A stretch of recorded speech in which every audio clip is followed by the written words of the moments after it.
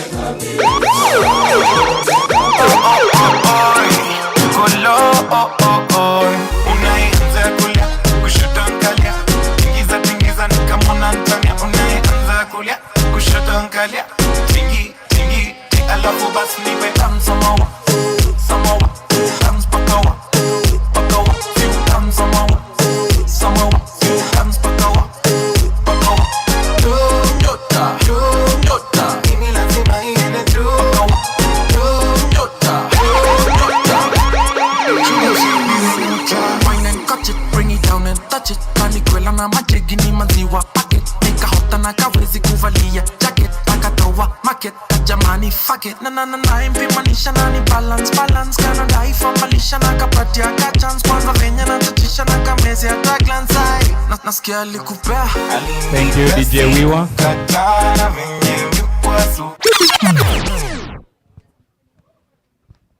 Ladies and gentlemen, a round of applause to our DJ Bana. Yes. Yes. This is what we're talking about when we say inclusivity Bana. DJ Wiwa, that was a very wonderful set to Mejibamba. Si imekuwa soundtrack poa tukikulama. It was nice, yeah? Proper. Yeah, we're now getting into the afternoon session.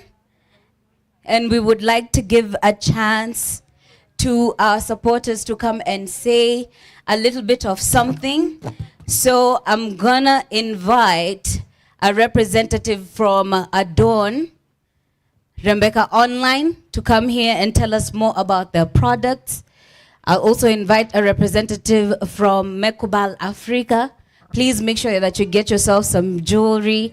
I see they have some nice house decor, some vikapu pale. You can get yourself something very, very affordable. Bei karibu na bure, so usiogope. Economy huku inatu favor. So I would like to invite someone from Mekubal Africa as well. Rebecca Online, Adorn, kindly. Let's have a representative to come and say something about your wonderful products. We also want to inform you that the session with Angela and Ndambuki will be pushed to tomorrow so that we can just have a maximum impact to those who are here as creatives to understand about their intellectual rights and how they can go about it. There's also Sheloye Sacco, a saving and credit company also with us. Please prepare, you can tell us more. I need to confirm if I'm saying that right. Sheloyes. So please also be on standby, just share with us on how creatives can get on board with their savings and credit circle and how you are getting on board already. If you already have some of them involved, how does that look like? Remember, our challenge is still on. We're hoping that you're collecting those numbers, hoping that you're connecting because we will be awarding someone with a little something nice at the end of the day. So please make sure that you interact with someone, say hello to somebody, usikae umenyamaza. Make sure that you leave with more than enough contacts. I think we have everyone that we need to push the needle as far as the creative economy is concerned right here. We moved the bar a little bit, so it's no longer 5. So it's the person with the highest number of contacts at the end of this session. Yes? Absolutely. Absolutely. Absolutely. So I would like Adorn. I see ourselves getting ready. Rebecca online as well. They're going to tell us about their products. Makubal Africa Tafadhali. Let's have a representative from there as well. And I will also invite Ntamucha Head of Ops, so Operations Manager hapa leo, Msuya pia atatusalimia kidogo. And please don't forget to post the pictures. I know the food was looking good. If there's any people who've taken pictures of the food and everything, just show the world what is happening, that Creatives Connect East Africa, or Africa, is taking care of creatives, making sure that we're fueled the right way. At some point, we will also be having the members from Equity and PayPal on board again, so that we can just delve more into how their operations are assisting the creatives, or even how, as a creative, you can get on board with them to ensure your sustainability while at it. Sawa sawa, karibu sana Adorn. Makofi tafadhali. Guys, hapana. Hapana, msijibe sana. Makofi tafadhali kwa Adorn. Thank you. Good afternoon, everybody. I'm Juliet Otieno. I came with the Rebecca team and Adorn. Rebecca online platform is a e-commerce platform that provides services and products online. So the main product that we currently have, a variety of products, especially the Adorn Africa. It's a new African product made in Kenya. So you can take a walk and just see the product by yourself, and let us know your review once you've used the product. Under Rebecca platform, it's a platform that connects customers, clients, and stylists. So if you are a beautician or a hairdresser and you need to be connected with clients, we provide that connection. So you can come to us and we go through the process, and now we can work together and be one of our stylists. Thank you very much.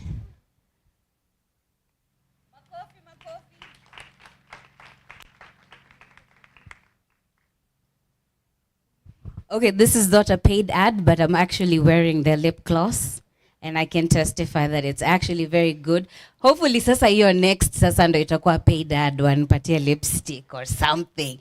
But for sure, the products are really, really nice, and the eyeshadow as well is very well pigmented. All right, let's welcome somebody from Mekubal Africa. Tafadhali, come and tell us about your beautiful products. Round of applause, people. Tuchangamke. Oh, Head of Ops pia, Msuya.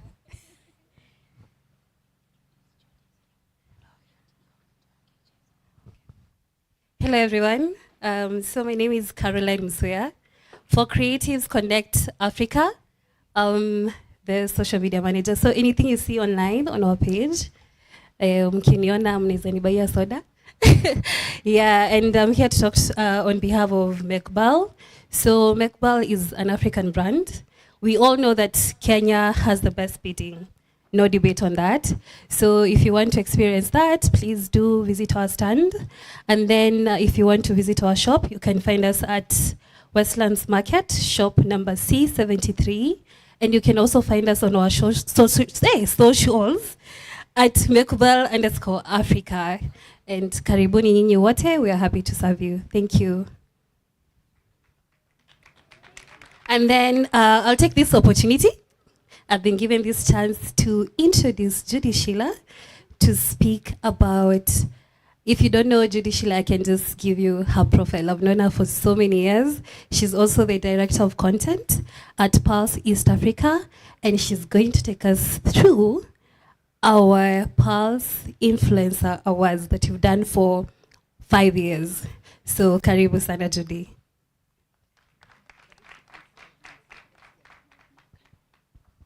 Hi everyone, I'm a jack of all trades. So there's a time I was saying the kitu peke yake sikuwa napata Kenya ni mafuta ya ndege, and finally I have a supplier. So if you want mafuta ya ndege, I have a supplier. So basically what I'm saying is we need to grow the industry. I have so much passion in this industry, and not only the creative industry, everything that you sell, from the circles, the banks, even what Angela is doing. The first time I met Angela was again Canex, and we talked, and it's all about synergies, networking. So guys, before you leave this place, if you don't have a contact, if you've not gotten value, tutashika beef nyuma ya tent. So I was just trying to do an icebreaker. Na DJ icebreaker, tumetoka lunch, watu wasimame, we dance again, because we're here to connect, to collaborate, to learn and to grow. Sindio? Simameni, again, I want to recognize one of our best artists in Kenya. He's so underrated. He's supposed to be the best globally. Major, the latest challenge. So again, tusimame challenge nyingine. Sijui nani atatulead. And was Angela here the previous dance? So I'm going to invite Angela.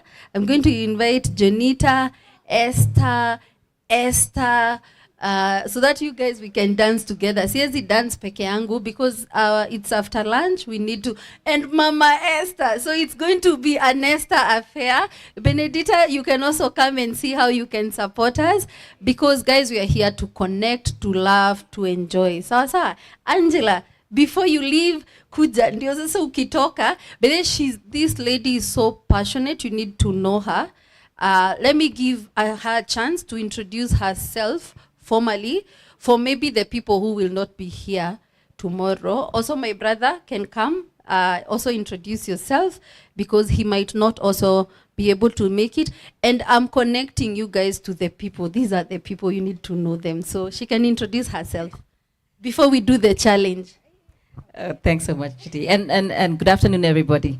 Yeah, it's a pity I couldn't, no, it's all right, do my presentation this afternoon because of time, of course, but tomorrow morning I'll be here. And I'm hoping that I see all of you tomorrow, because it's going to be a very engaging session.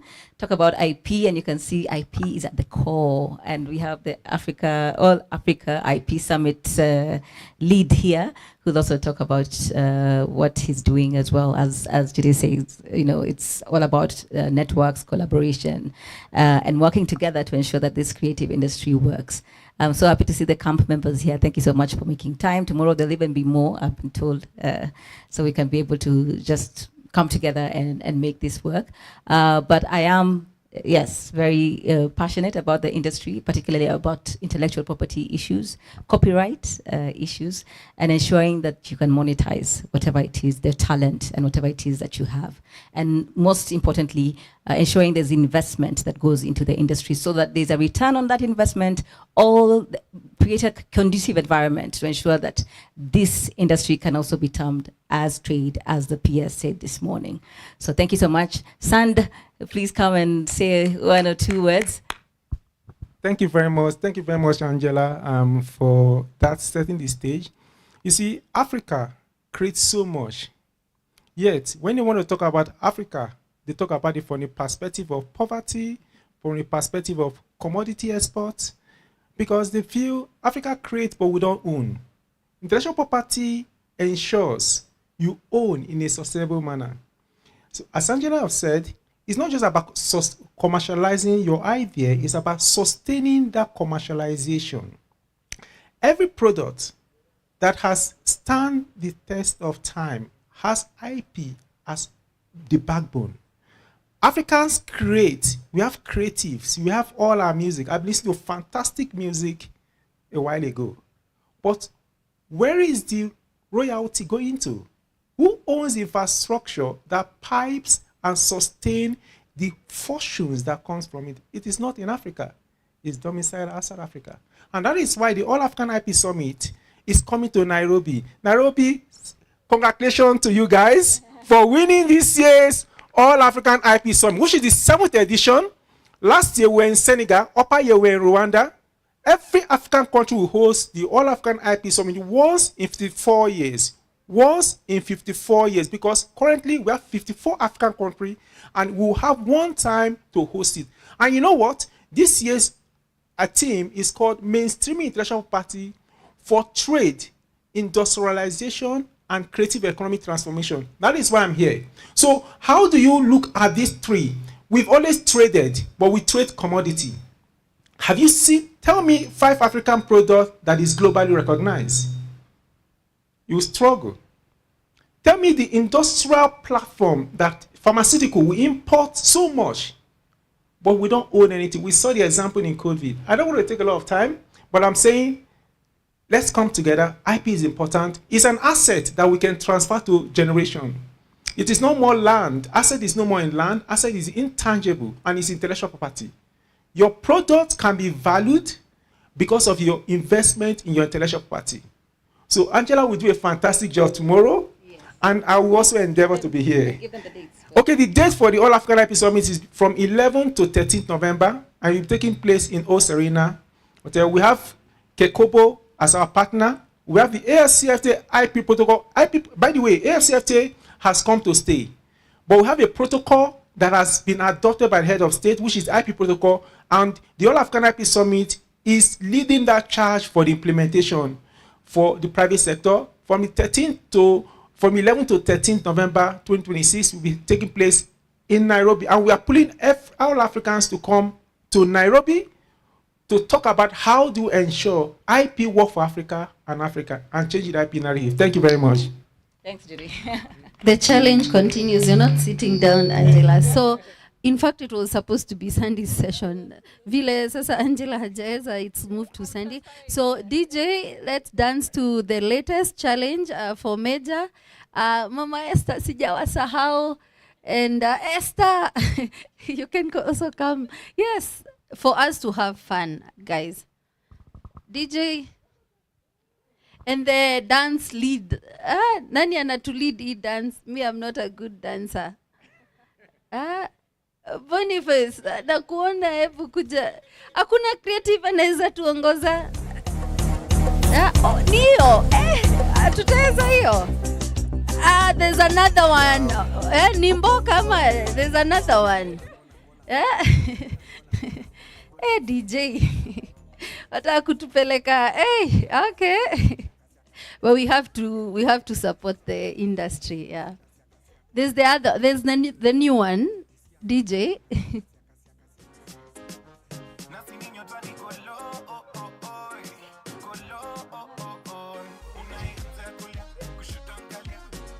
Not that one. Inaitwa Mboka. Wale wenye wanaelewa. Si inaitwa Mboka? Mboka. Kuja utuongoze Mboka. Ana nod kabisa. DJ Mboka tafadhali. Roba, kwani Dex Nick, come and help us to dance Mboka tafadhali, guys. Yeah? You know, it's after lunch. I'm trying to amke kidogo before we finish the day. DJ, do you have the Mboka ama?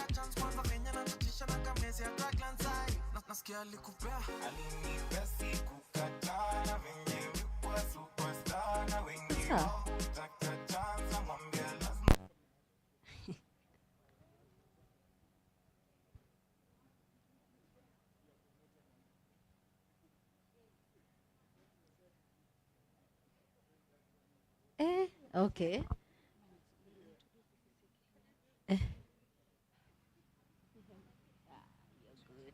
DJ, why imekatika? Okay, we are good. The equity team, Adon kujeni hata amkeni kidogo. Alan, come. I want people to changamka. We are so dull. It's the Creative Connect. Africa tumeshiba pale. By the way, just to recognize Chef Omar and his team. Awesome food. Everything was awesome. Just to appreciate, that's another sector tunasawingi sana. It's also a creative economy sector. Sasa ndio hiyo, Who is the lead? Sapi, Sapi, yeah. niko busy wezi pata kwenye selula, tumbo waina haya kila sinataka kukula, buda usisote manze tumia iyo medula. Piga mboka, piga mboka, piga mboka. Mini hasla, ujaijua, neza uza ice, kakuna mvua. Hasla mbaya na kwambia najitambua. Piga mboka, piga mboka, piga mboka. Madha nataka do, mtoe nataka do, sherehe nataka do, msupa nataka do. Dona piga mboka, mboka, mboka, buda piga mboka, mboka, wolan. Madha nataka do, mtoe nataka do, msupa nataka do, sherehe nataka do. Dona piga mboka, mboka, mboka, buda piga mboka, mboka. We, muwe ndage komba na chupa mbuwa na tuani. Ingia nazo taona wastika tuchwani. Dona nipate do, do, ganji do, wolan. Nikikosa kazi ya ofisi, mina uza mboga na washika marikiti. Ama kama gera nishikapo pa mukonji. Dona nipate do, do, do. Mama Esther, pia zikwende, tukumbushe. Na wacheki. Let's go. Mkihaso na wacheki, big up. Single mom na wacheki. Mkihaso na wacheki, Mama big Esther, up. we have to agree. Ghetto youth na Mama wacheki. Esther ameweza. Mkihaso na Auntie wacheki, big Esther. up. Family man na kucheki. I can see some Gen Zs. I need to see some moves.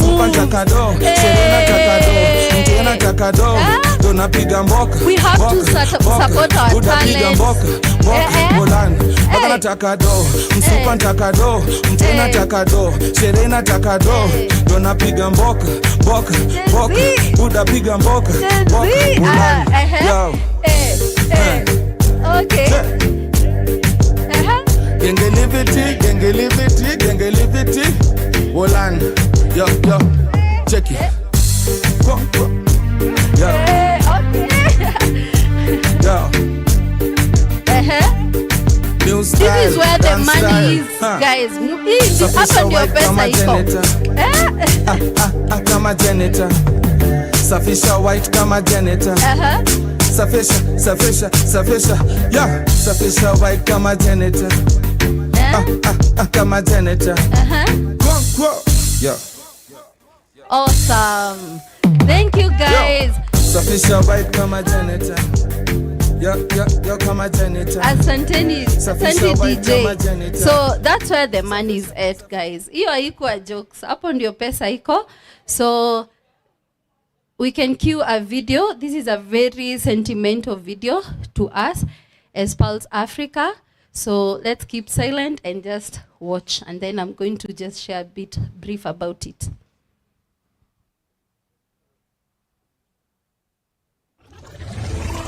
In 2021, a movement was born.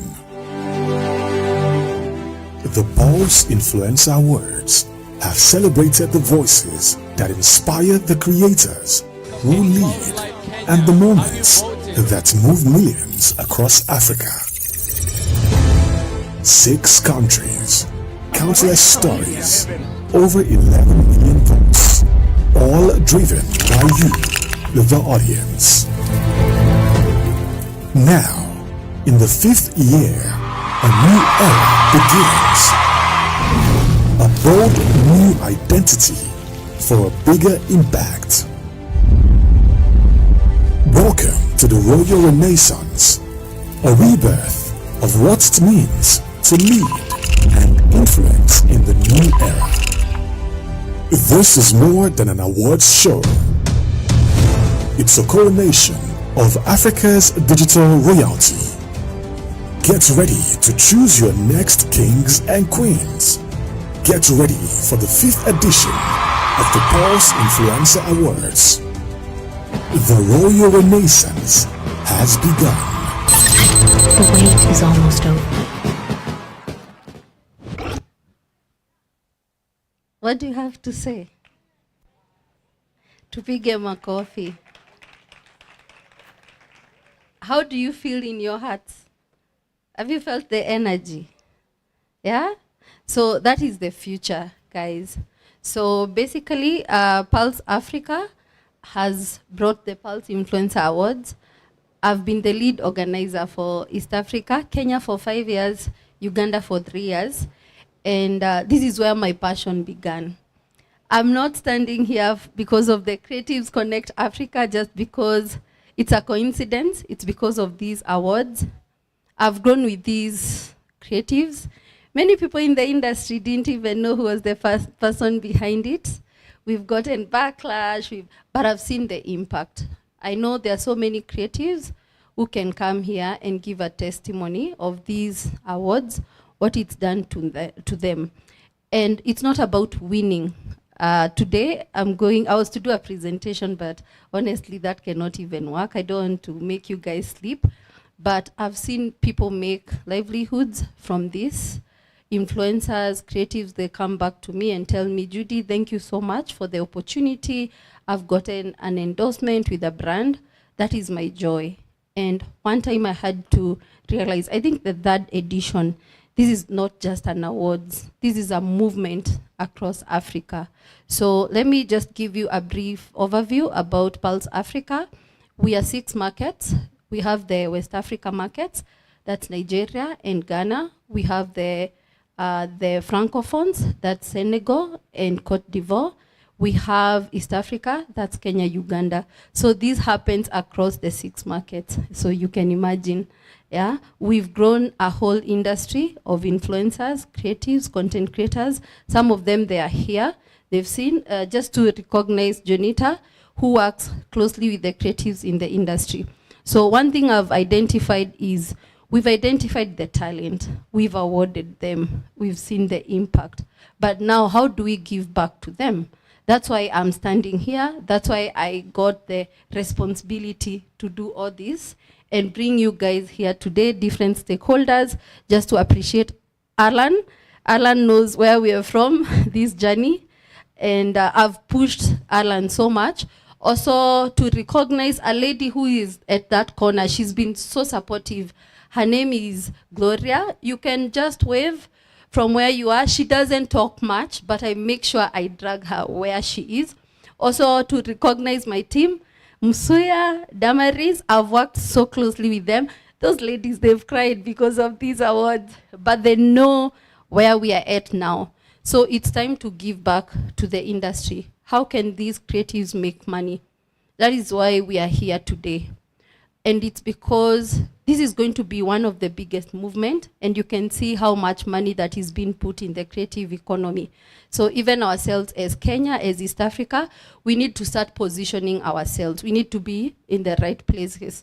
When I was doing an interview, one of the people who are interviewing me, they did ask me, what should creatives do? And what is one thing that they need to take from this? They need to position themselves. They need to join these masterclasses. They need to be in the right places. You may have talent, but if you're not in the right place, it may not take you far. Also, to recognize a friend of mine who is now a content creator there, Nick, I can see you. He started it, and it's working for him. Also, to recognize an artist, Branko, you can wake up. This is an artist. He had an interview at NTV. I have a close relationship with him. He's ever telling me, auntie, every day, auntie, naenda interview hapa, auntie, nafanya hivi, and I have to support him. So guys, everyone who is here today, let's support the creative economy. It's a movement, there's passion. But for me, I need to challenge also the creatives. I know most of them, they're going to be coming in tomorrow. You have to put the work, yeah? We will give you the right stakeholders, but also you have to put the work. Also, to recognize James. James, come to the stage. I have a testimony with this young man. I don't know if, did your friends come? The other of your friends? Yeah? They didn't make it? It's okay. So, if you guys, you've noted something, have you seen the creatives at the CBD? The guys who take photography, they kila wakati wanaitanga, I want a photo. That's another livelihood. So I met these young men at the CBD. I would want him to introduce himself and what he does. Most of them were not able to make it today. And why? So when I was planning this event, there's one gap I didn't know. They cannot even afford it. That's the pain.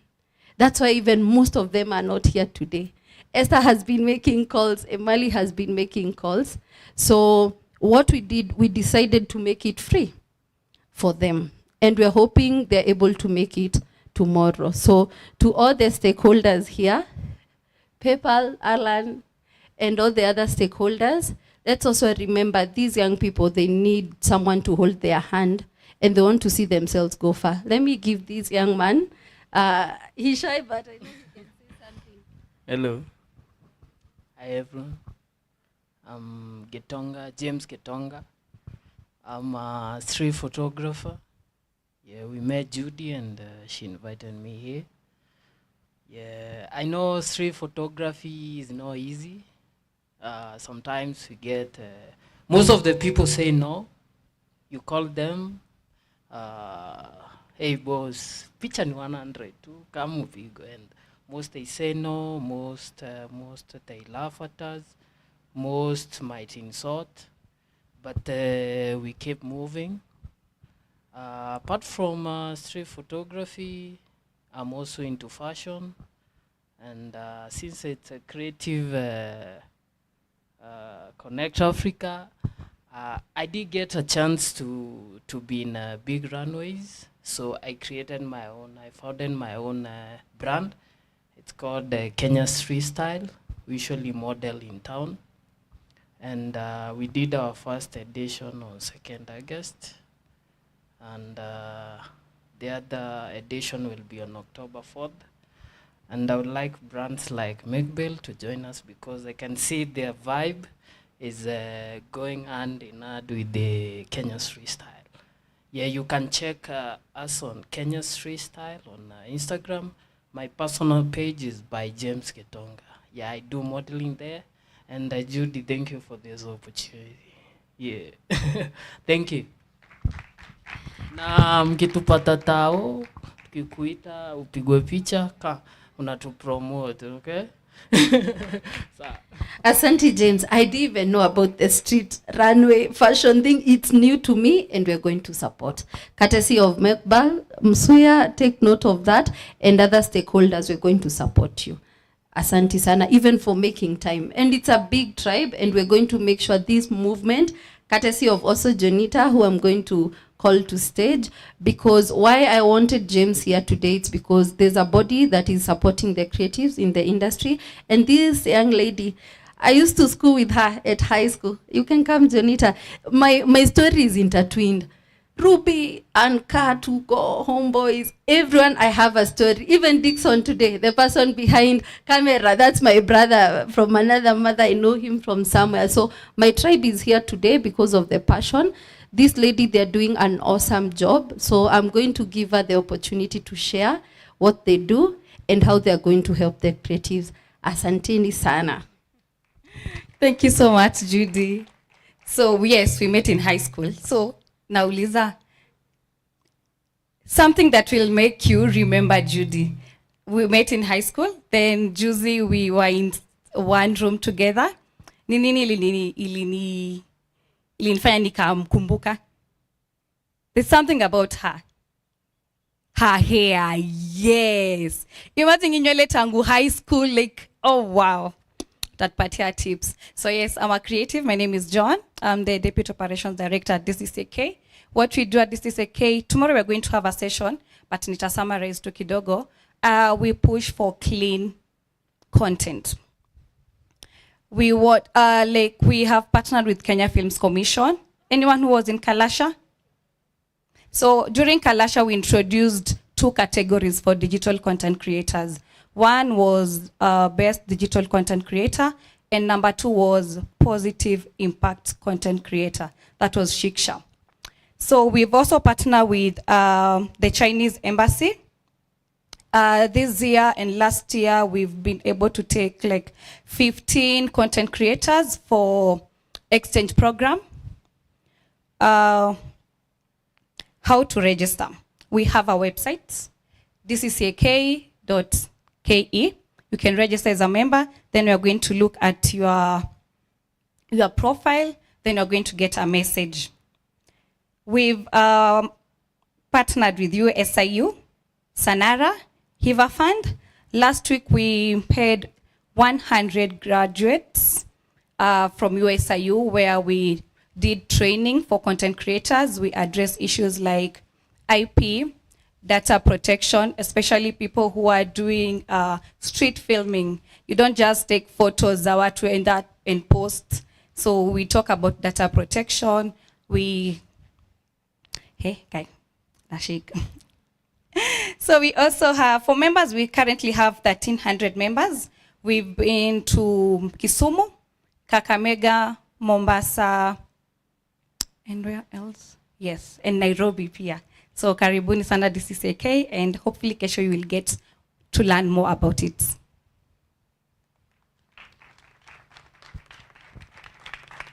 Tuliambiwa kuna kutoka stage kama kuna mtu.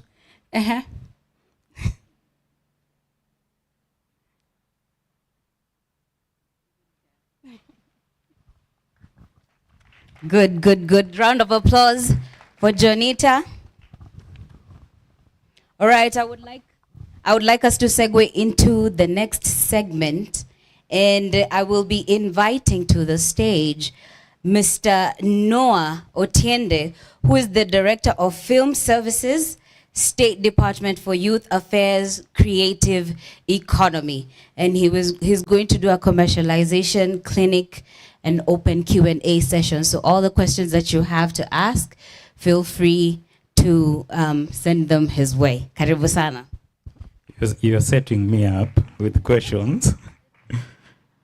Please allow me to read from here.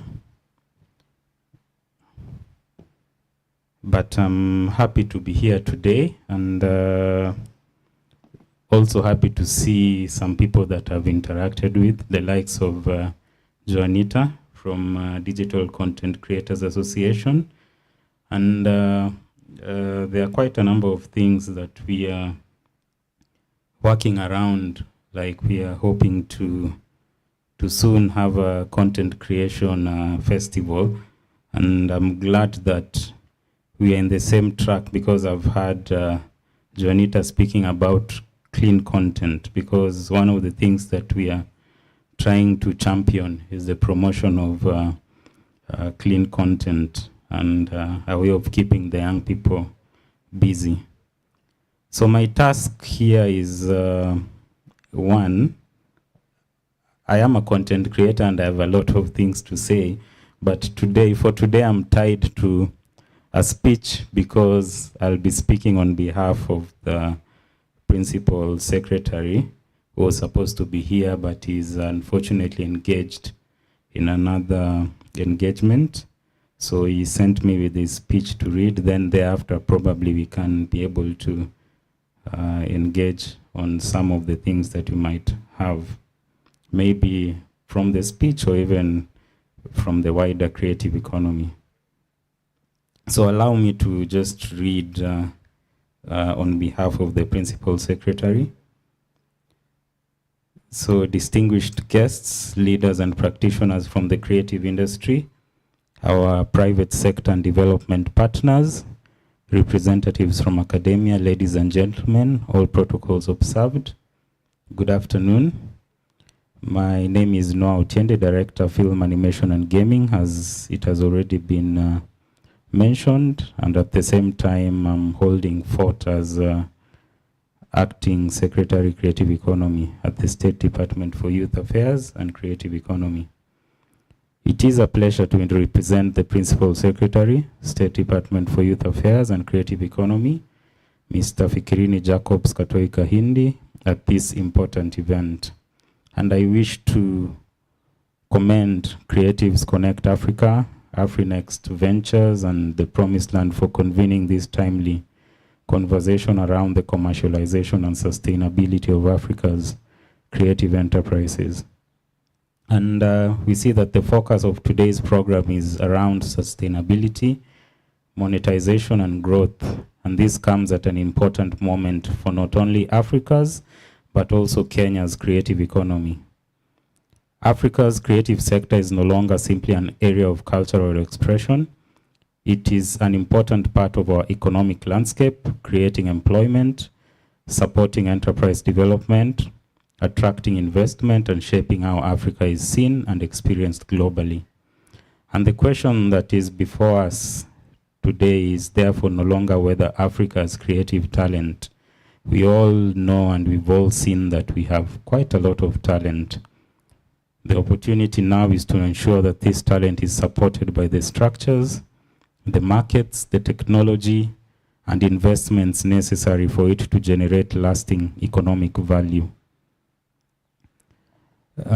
We've seen a trend where technology is fundamentally changing the creative economy narrative. And when I speak about technology, I want to narrow down to AI. And we've seen the transformation, the way content is conceived, the way content is produced, edited, distributed, and even marketed.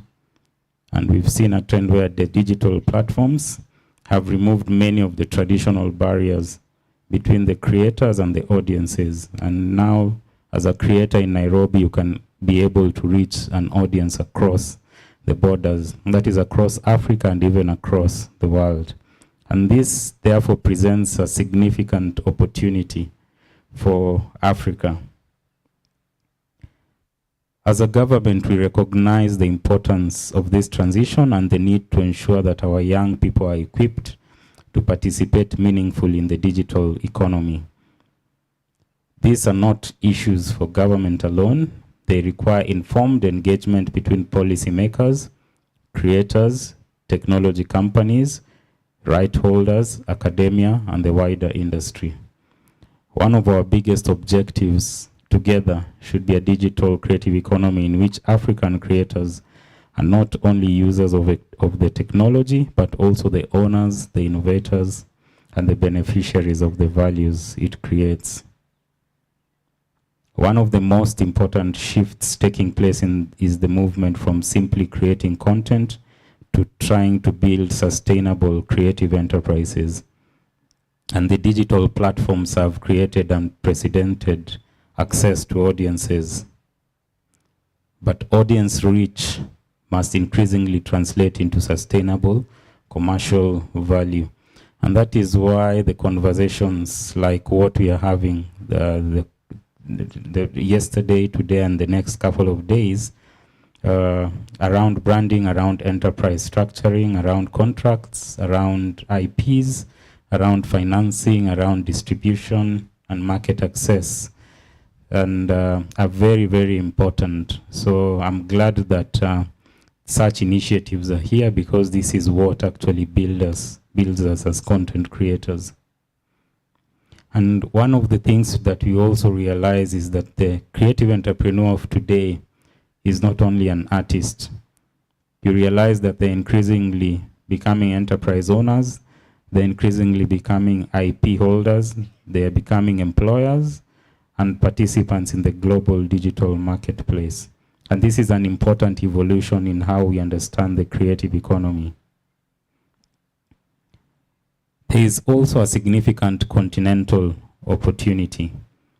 The African Continental Free Trade Area provides an important framework for expanding the movement of goods and services across the continent. The creative economy has an important place within that emerging continental market. Things like African music, film, fashion, design, literature, gaming, animation, and digital content already travel across borders.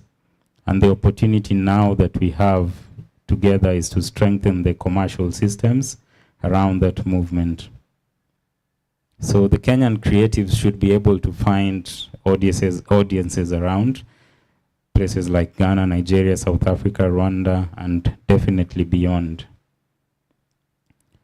As this sector continues to develop, another element becomes increasingly important, and that is what we call social dialogue. And this is a conversation that we've really been having at State Department level and also with partners around focused on creative economy. And in the near future, we hope that we can be able to bring partners together so that we can engage on this aspect of social dialogue. Because one of the things that we've realized as this sector continues to develop is that as creatives, you get that most creatives work most of the time in silos. And the reason why we are hoping to have this social dialogue is to bring together a diverse range of interests. And that would include government, the content creators, the industry associations, the investors, the financial institutions, technology companies, academia, platform and development partners.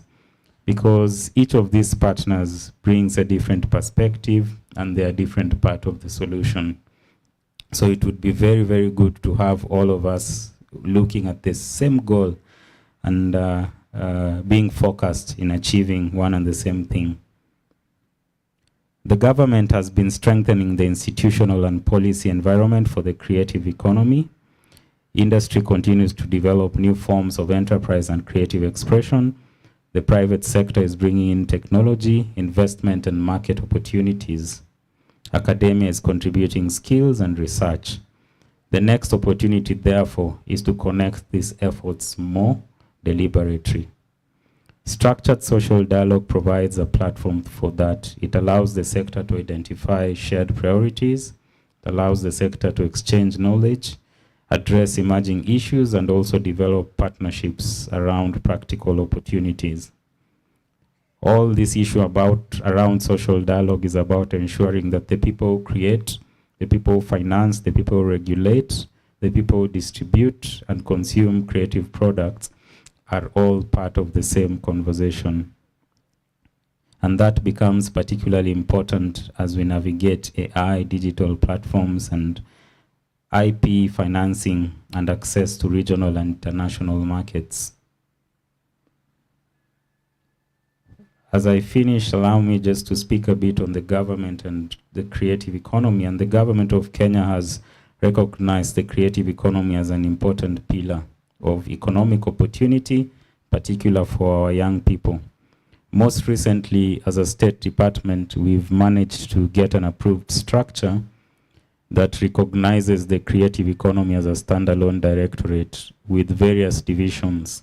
And the divisions that will be included there include the division of film, animation, and gaming, division of music, performing arts, visual, literary arts, and pageantry, and the division of registration and licensing. And what this means, you might ask yourself, what this means is that soon we'll be having opportunities for creatives like you and me now coming into government and working in government, and that is an advantage in itself because now we'll be able to get people who actually understand the industry and people who actually practice in the industry working in government. So things like development of policies, things like development of programs will be way, way easier.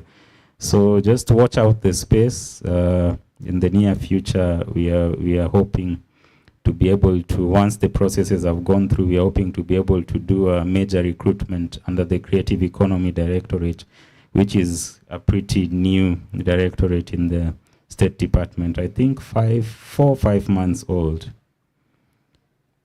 In progress, we also have the Creative Economy Bill, which is currently in Parliament, work in progress. I know we've received some memorandum from the Creative Sector Working Group, and we've looked at them. And we are trying to build it to be a bill and a policy that is inclusive and captures the creative economy in totality. We also have the Copyright Amendment Act 2026, which is also work in progress. So all this, of course, needs a lot of patience, and we believe that soon we'll get things running under the creative economy. Our approach as government is centered on creating an enabling environment in which creativity can translate into enterprise, employment, and investment. And this includes strengthening the policy and institutional framework, as I've just mentioned, supporting skills and capacity development, improving market access, encouraging investment and partnerships, and ensuring that the creative economy is appropriately positioned within Kenya's broader economic agenda. But the strength of this sector will ultimately come from the ecosystem around it and not government alone. Government can create the enabling environment. The industry brings the talent, innovation, and enterprise. The private sector brings investment, technology, and markets. Financial institutions can develop products suited to creative businesses. Academia, also a partner, develops skills and knowledge. The development partners bring expertise and additional resources. And the creators, the likes of you and me, now bring the most important ingredient of all, which is the creativity. So the opportunity before us is to try as much as possible to bring all these strengths that we have together. And in conclusion, Africa stands at an exciting point in the evolution of creative economy. We have a young population, we have an extraordinary creative talent, we have a rapidly expanding digital environment, we have a growing continental market, and we have increasingly sophisticated creative enterprises emerging across our countries. The biggest task that we have now is to ensure that the economic value generated from this creativity is increasingly captured by African creators and African enterprises. And that is why conversations such as what we are having today is pretty important, because it helps in terms of connecting creativity with enterprises. It helps in terms of connecting creators with markets and connecting ideas with investments. As government, we welcome this dialogue and the partnerships that are going to emerge from it, because I believe that we'll get quite a number of partnerships from this. So as I finish, let us continue to build an environment in which Africa creativity is protected, is financed, commercialized, and taken to the world. And let us ensure that the future of Africa's creative economy is not simply about how much content we produce, but how much value, how much ownership, enterprise, and opportunity that creativity generates for our people. And to end, I want to wish you fruitful deliberations, meaningful partnerships, and a successful session both today and tomorrow. And thank you, and may God bless you. So, as the MC had said, I allow me to take any. Yes. I won't call them questions, any pointers that you may have. I'll start with mine. Thank you. In your speech, you've said the government creates an enabling environment while the creators provide the talent. Could you kindly break down how the government is doing this? Because I feel like we have an overflow of talent already. The pool is there, the talent is not lacking. Some of them are professional, some are not. But I would like you to kind of get into what the government is actually doing for this enabling environment. Thank you for the very good question. As I mentioned, one of my key highlights was that it's work in progress. And one of the things that we've really tried to do, I think this is the first time that government there are a lot of changes that are actually happening in government, and this is actually the first time that we are having content creators in being, not even content creators, but creatives in totality being employed in government, which is a step in the right direction. And majority of us who have gotten into government in the recent past, and the past I'm talking about between 1.5 years, one of the things that we've championed, number one, was to try and ensure that we have a policy, because a policy is what actually gives the foundation of what the creatives can be able to do. And in the policy now we can have things like the funding structures, we can have things like rules and regulations, and we can have other things, incentives, tax incentives, we can have things that will pretty much be able to sustain the creative economy. So that is one. And number two, another thing that we've championed is the introduction of the Creative Economy Directorate, which is still work in progress. And I'm saying that because we are yet to recruit the professionals. And the professionals, that means that we'll be getting professionals, people who have studied fashion, people who have studied music, People have studied animation, gaming, name it, all the different domains under the creative economy. So this actually will be the first time that we'll have professionals within government who can then be able to push and drive the narrative, which I believe is a big step. So it's work in progress, but I believe we'll get there. I'd also like to open up the Q&A session to the rest of the floor. So if you have any questions, please feel free to ask. I'm going to ask another question as guys prepare or like they're racking their brains. A lot of what you've said is work in progress. So I want to work with a timeline, yeah? For example, I am a talented creative who's here already, and I have listened to your speech, and I would like to access some help from the government over the next 12 months. What exactly can I access, and where can I access it? Very good question, and I can see Thank where you. you're taking me. Well, fortunately or unfortunately,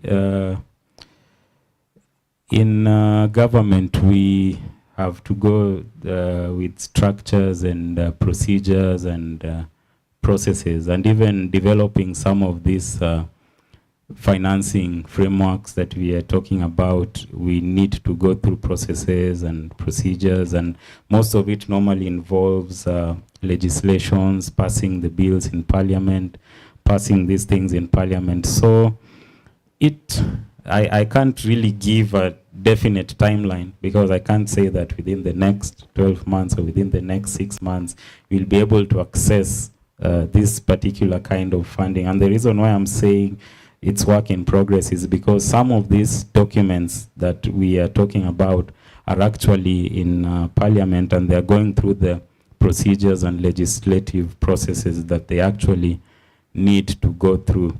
So based on that, what we can do, and I believe in the next couple of months, most of you will also be joining me from this side. And as I'll be talking, I'll be saying what we can do is try and push this agenda as much as possible. And one of the things that I've kept on saying as I move around, because I've been a creative myself, I've been in the creative industry, I think, for 15 years. I actually just joined government last year, but I've been a filmmaker, I've been a sound engineer, so I've worked in the creative industry extensively. I've also worked as in academia for quite a number of years. And one of the things that I would urge, now speaking, being on this side of the platform, one of the things that I would urge the creatives is try and support those people who have decided to get into government, at least to try and push the narrative. Try and support them as much as possible, because the other day I was talking to one of my colleagues, and she was telling me that the heat is too much, and she's gotten to a space whereby she wants to leave because she feels like she's not getting the support. But I normally tell the creatives that if a creative from the industry decides to cross over this side and decides to put in the effort and the time to push the narrative, the much you can do as the creatives is to try and support them, so that they don't get, because it's not easy working in government, of course, with structures and procedures, especially if you come from the private sector.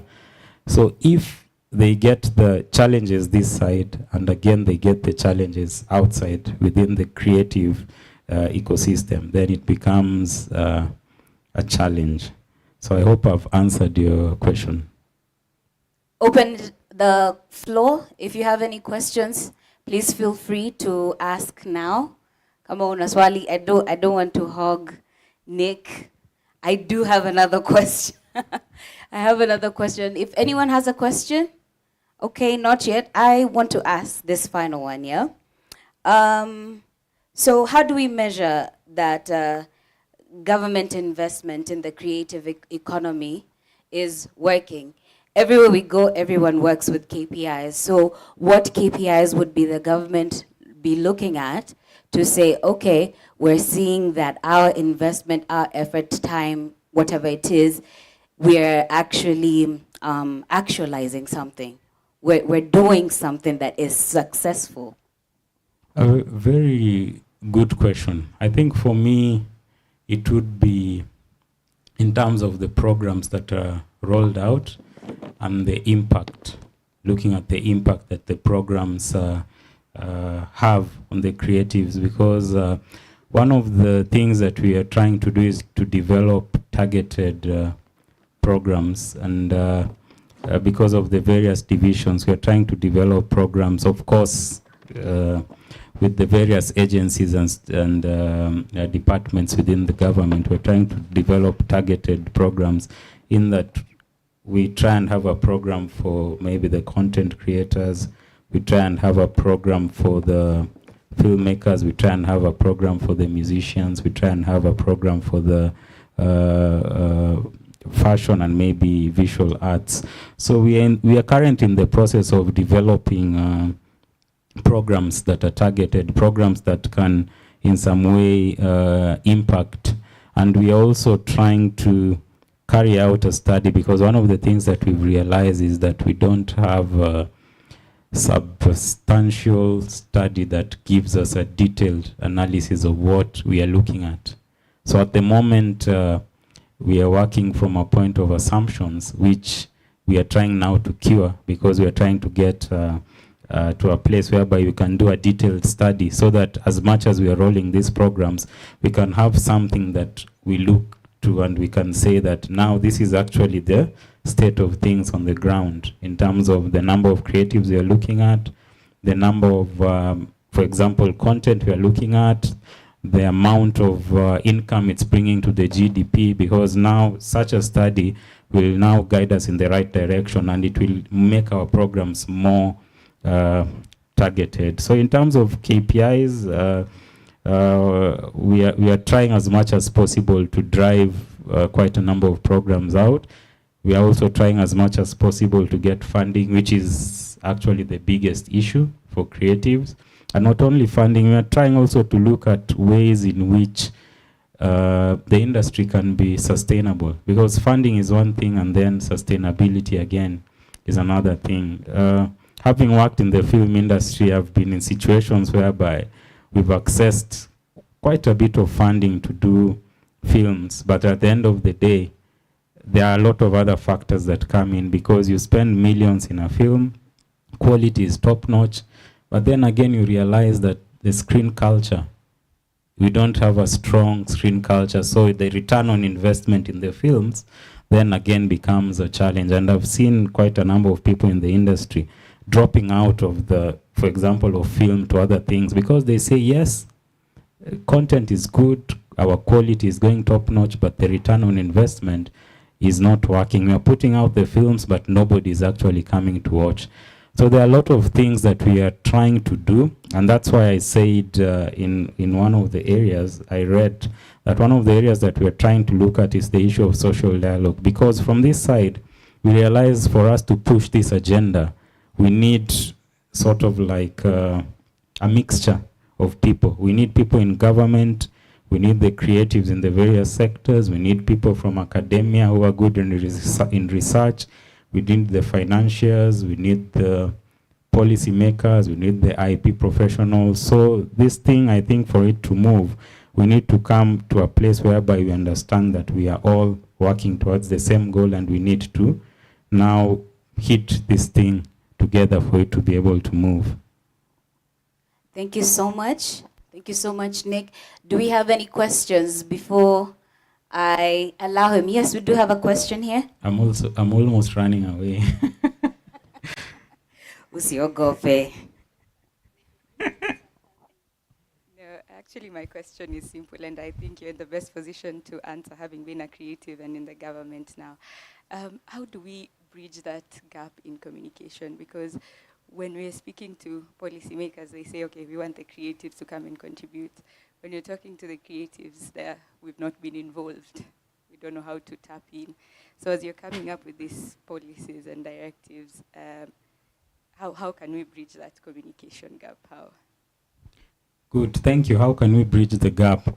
Actually, one of the reasons why we created the Creative Economy Directorate was because we realized that we didn't have a structure in government that would help in terms of managing the creatives, because we realized we were actually very few. I can actually count within the structures of government, people who are actually, for lack of a better word, people who have actually studied or people who have practiced within the creative economy. So the easiest way we thought of it to bridge that gap was to have an approved structure that manages the creative economy, and within this approved structure now do what we call targeted recruitment, whereby the other day we were working on because as I mentioned, government has quite a number of processes. So once the structure is approved, then you need to work on a document we call career guidelines. And in the career guidelines, that's where now you put the roles and responsibilities, and you also put the qualifications that you need. So we really tried as much as possible to for lack of a better word, to ring-fence this specific directorate called Creative Economy. So once these things are out in public, you will realize that we'll be very structured in the way that we are reaching out to the people that we recruit, because now we'll be asking for qualifications in film, qualifications in animation and gaming, qualifications in fashion, bachelors in fashion, bachelors in music production. So it's very targeted so that we can be able now to have people who understand when you speak about a film, it's somebody who understands actually a film because they've done it. When you speak about content creation, they don't think about it as TikTok or Instagram, because there's so much behind the journey of content creation, because these are people who have done it maybe via practice, or these are people who have actually studied it in school. So that's one of the ways we believe that we'll be able to bridge the gap once you're able to have people who are qualified and people who have industry practice and industry experience, because now it will be easy to push the agenda. And it's normally also easy to push the agenda if you have numbers. For now, I think we are around 2 or 3, if I'm not wrong, 2 or 3. But in the near future, because the establishment speaks about almost, if I'm not wrong, 400 to 500 people. So I believe that for a start would have an impact in terms of pushing that agenda. All right. Do we have another question? Okay, Nick, as I let you sit. No. No, no, sorry. As I let you sit, I'd like to ask on that communication point, yes? Since we have said, we're going to put structures in place and have people who are qualified, for now you're accessible to us. Are we free to get your number, your card? Can we talk to you about some of the projects that we're working with? This is the low-hanging fruit. Tutanza wewe kwanza. Please feel free. My socials, no Tiende, mtanipata. The office, there are some of you who have come to my office. I'm always available, walk-in policy. Our offices are in Kenya Institute of Mass Communication. Just look for Department of Film Services. If you also need help, you can go to Talanta Plaza, that is 6th floor. Ask for anybody within the creative economy tatufikia. We're always fast to speak and just engage as much as we can. So check my socials, no Tiende. I respond to all messages and LinkedIn, Facebook, Instagram, niko hapo, TikTok, Nico, but I'm using a pseudonym. Yes. Muskia, he's very accessible. Janita has a question.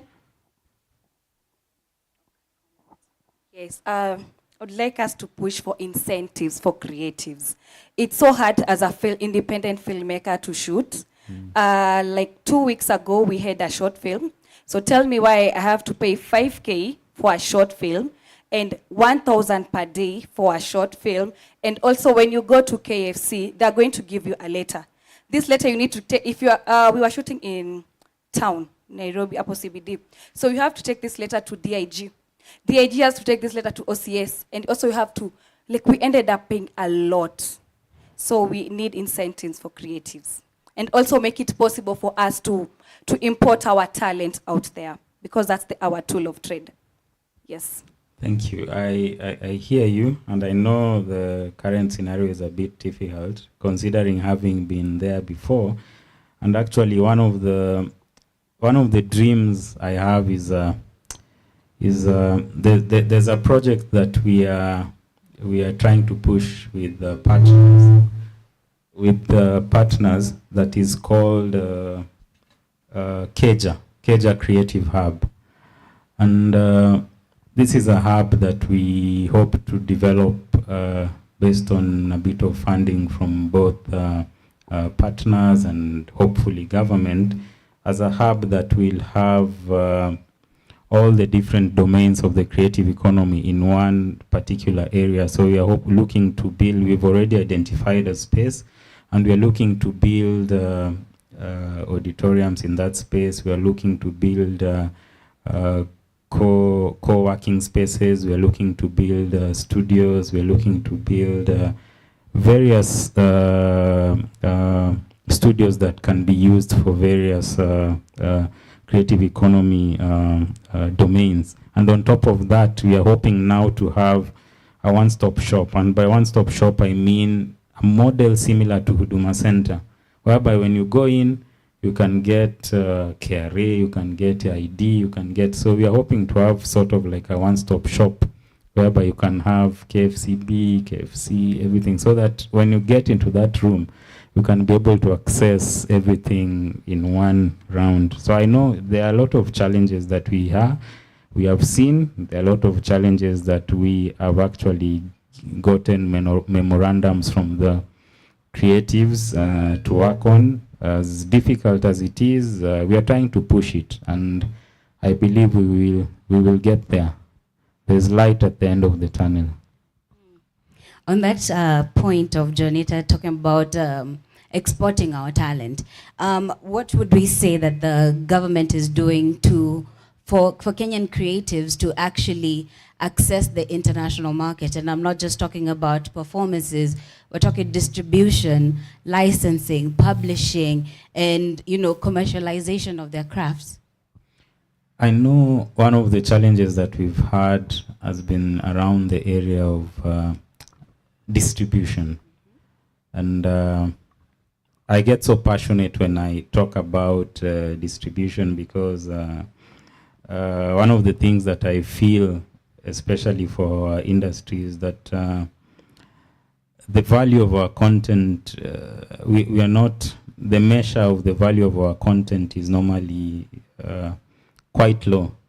And that's why you might get an international distributor giving X amount, let's say, for an international film. Let me use maybe like percentages. Let's say like giving like 80% of the share to an international film and giving like 2 or 3% to a local film. So that's a conversation that that we've had with some creatives, with some tech entrepreneurs, and one of the suggestions that was coming up was that we might need to develop our own platforms within that we can be able to monetize our own content regionally. But again, the danger that gives is that it sort of like stops the content from moving across the borders, because these platforms that we have open up the borders. But again, the challenge is the income that actually comes from it. So these are things that we are trying to figure out. That's why I was saying it's actually a big puzzle that we are trying to build and move step by step. But again, to answer your question, we are trying to reach out. You've talked about exporting talent.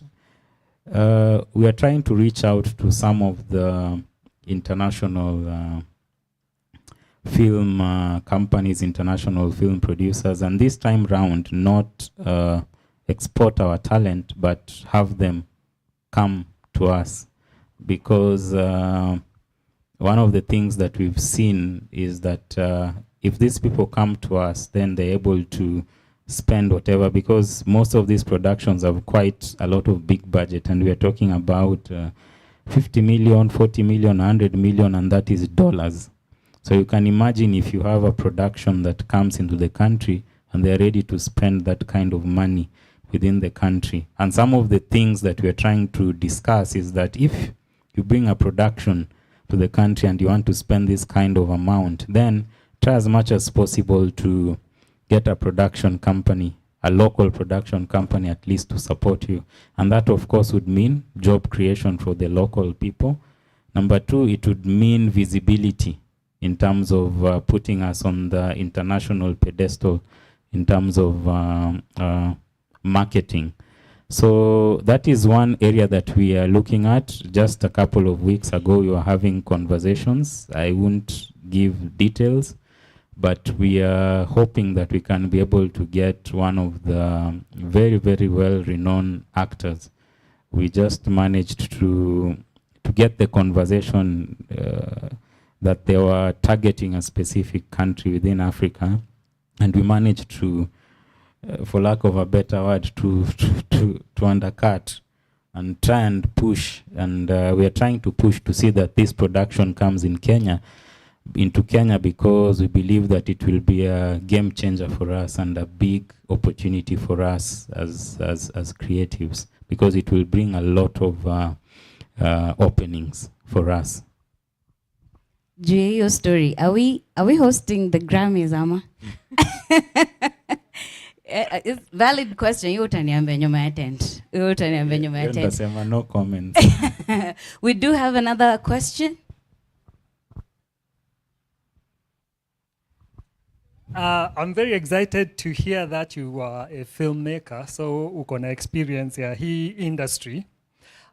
My question is, does the directorate have like muscle to influence some of the policies, like the fees that the creatives pay?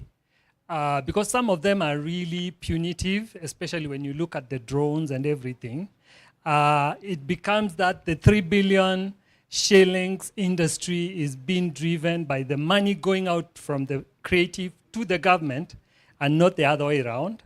And also, do you have plans to sensitize other departments on the creative industry on simple things just like cameras, for example?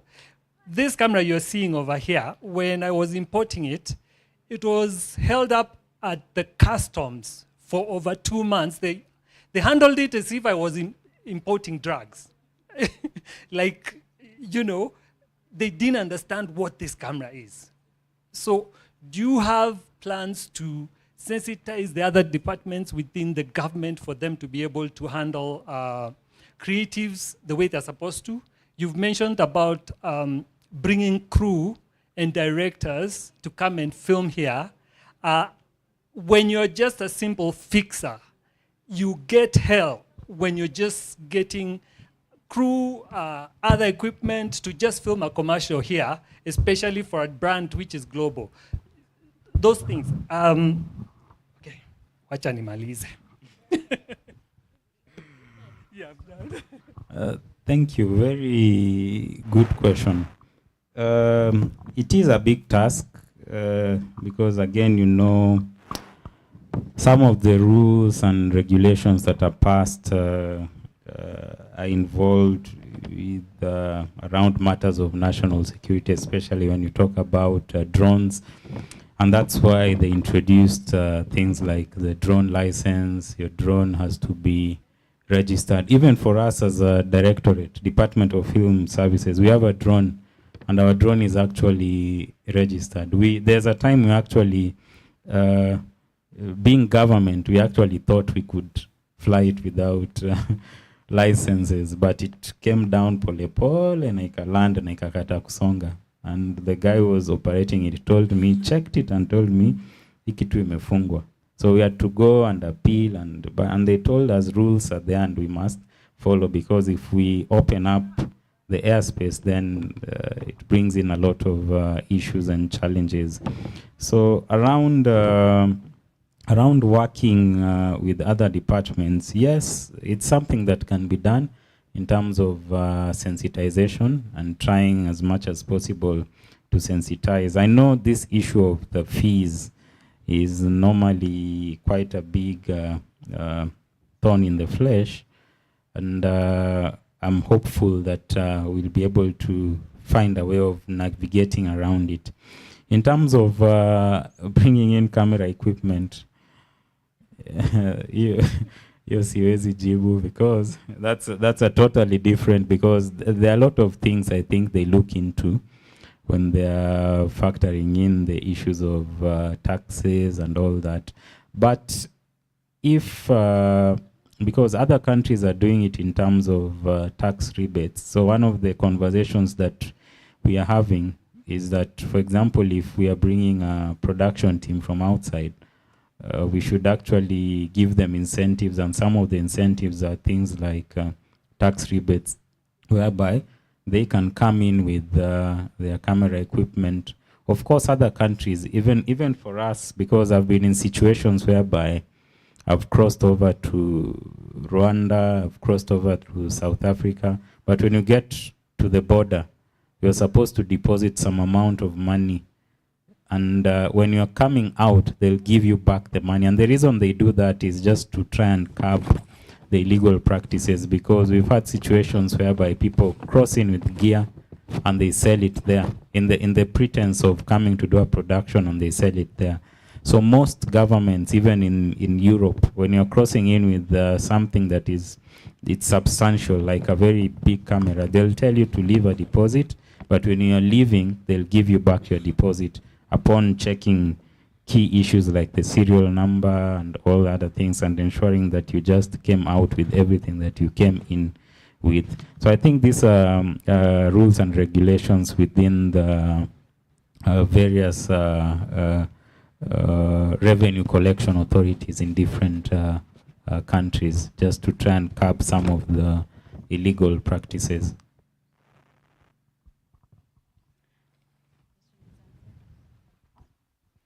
One more. Hello, Mr. Otiende. Yes, how are you? I'm good. So I have a question on behalf of my fellow creators who are not here. You said there are 500 jobs upcoming, and don't quote me. 50. It's not 50. Actually, 80% of photographers in the street are self-taught, including me. So are there provisions that people like us can get those jobs? That's a very good question. Yeah. And do I really have an answer for that? Let me give you a scenario. I've worked in academia for, I think, 10 to 11 years.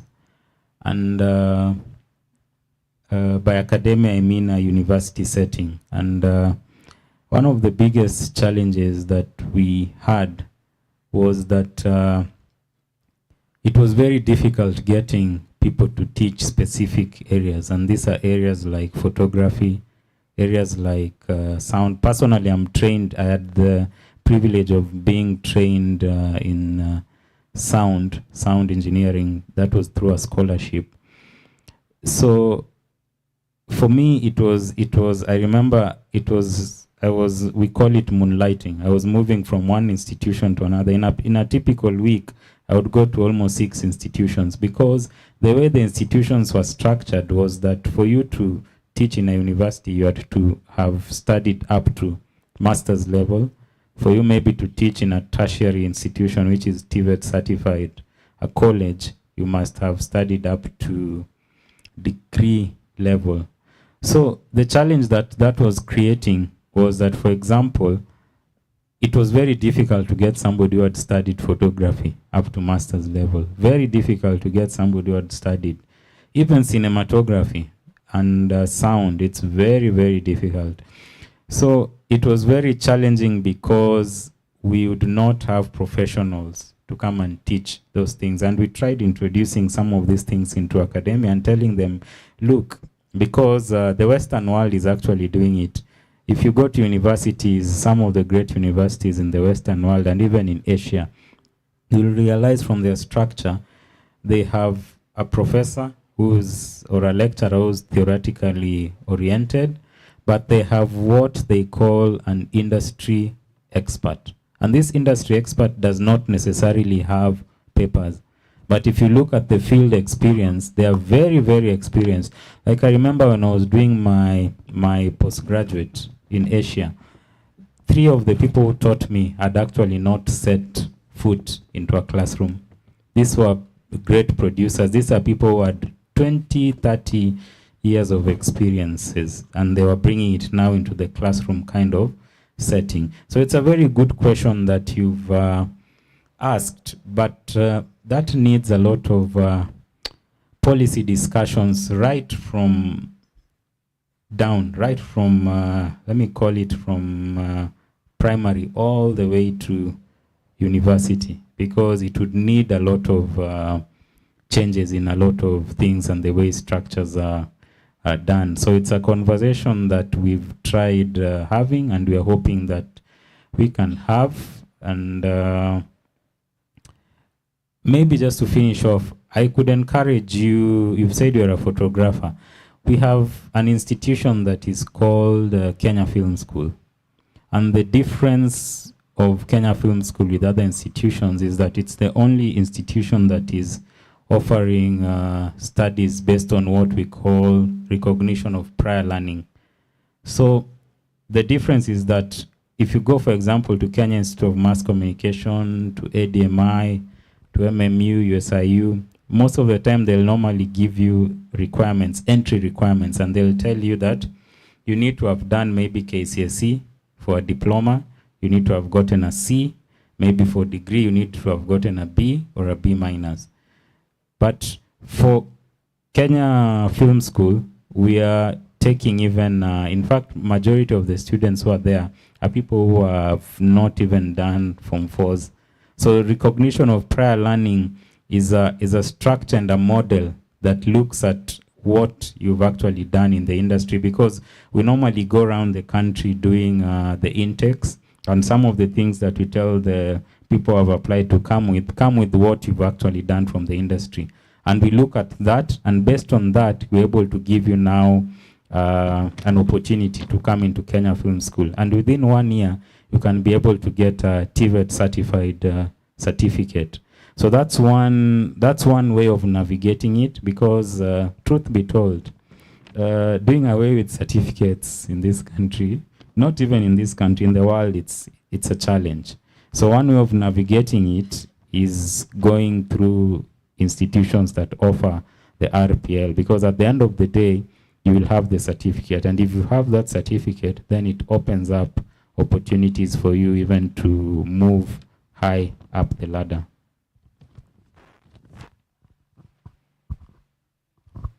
For me, no, it's a follow-up from James.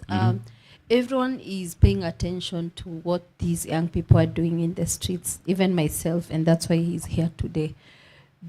What are the next steps? Because even for me, how do we collaborate with you to support the young people?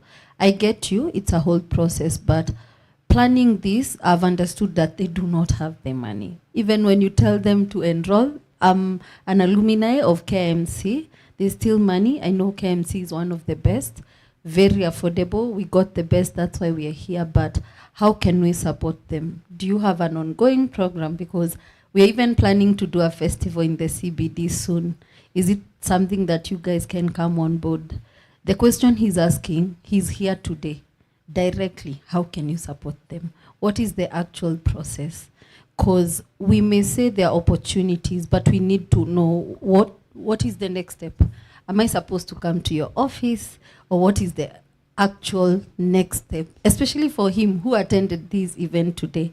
Because even when I tell him to enroll, he doesn't even have, that's why they're there. I was there with them.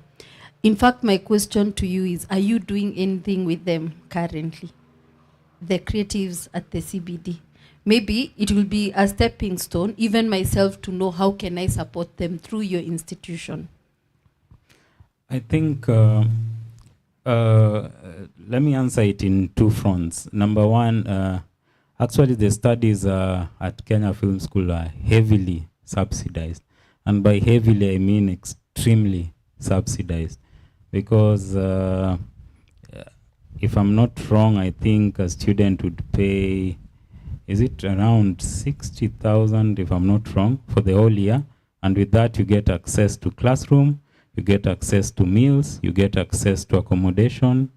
And by meals, that's a 3-course meal. So these are heavily subsidized. And actually, most of the people who we get there are people who are actually struggling. That's why we normally do what we call targeted recruitment. So we try as much as possible to look at people who can't really raise the funds. So that is one area.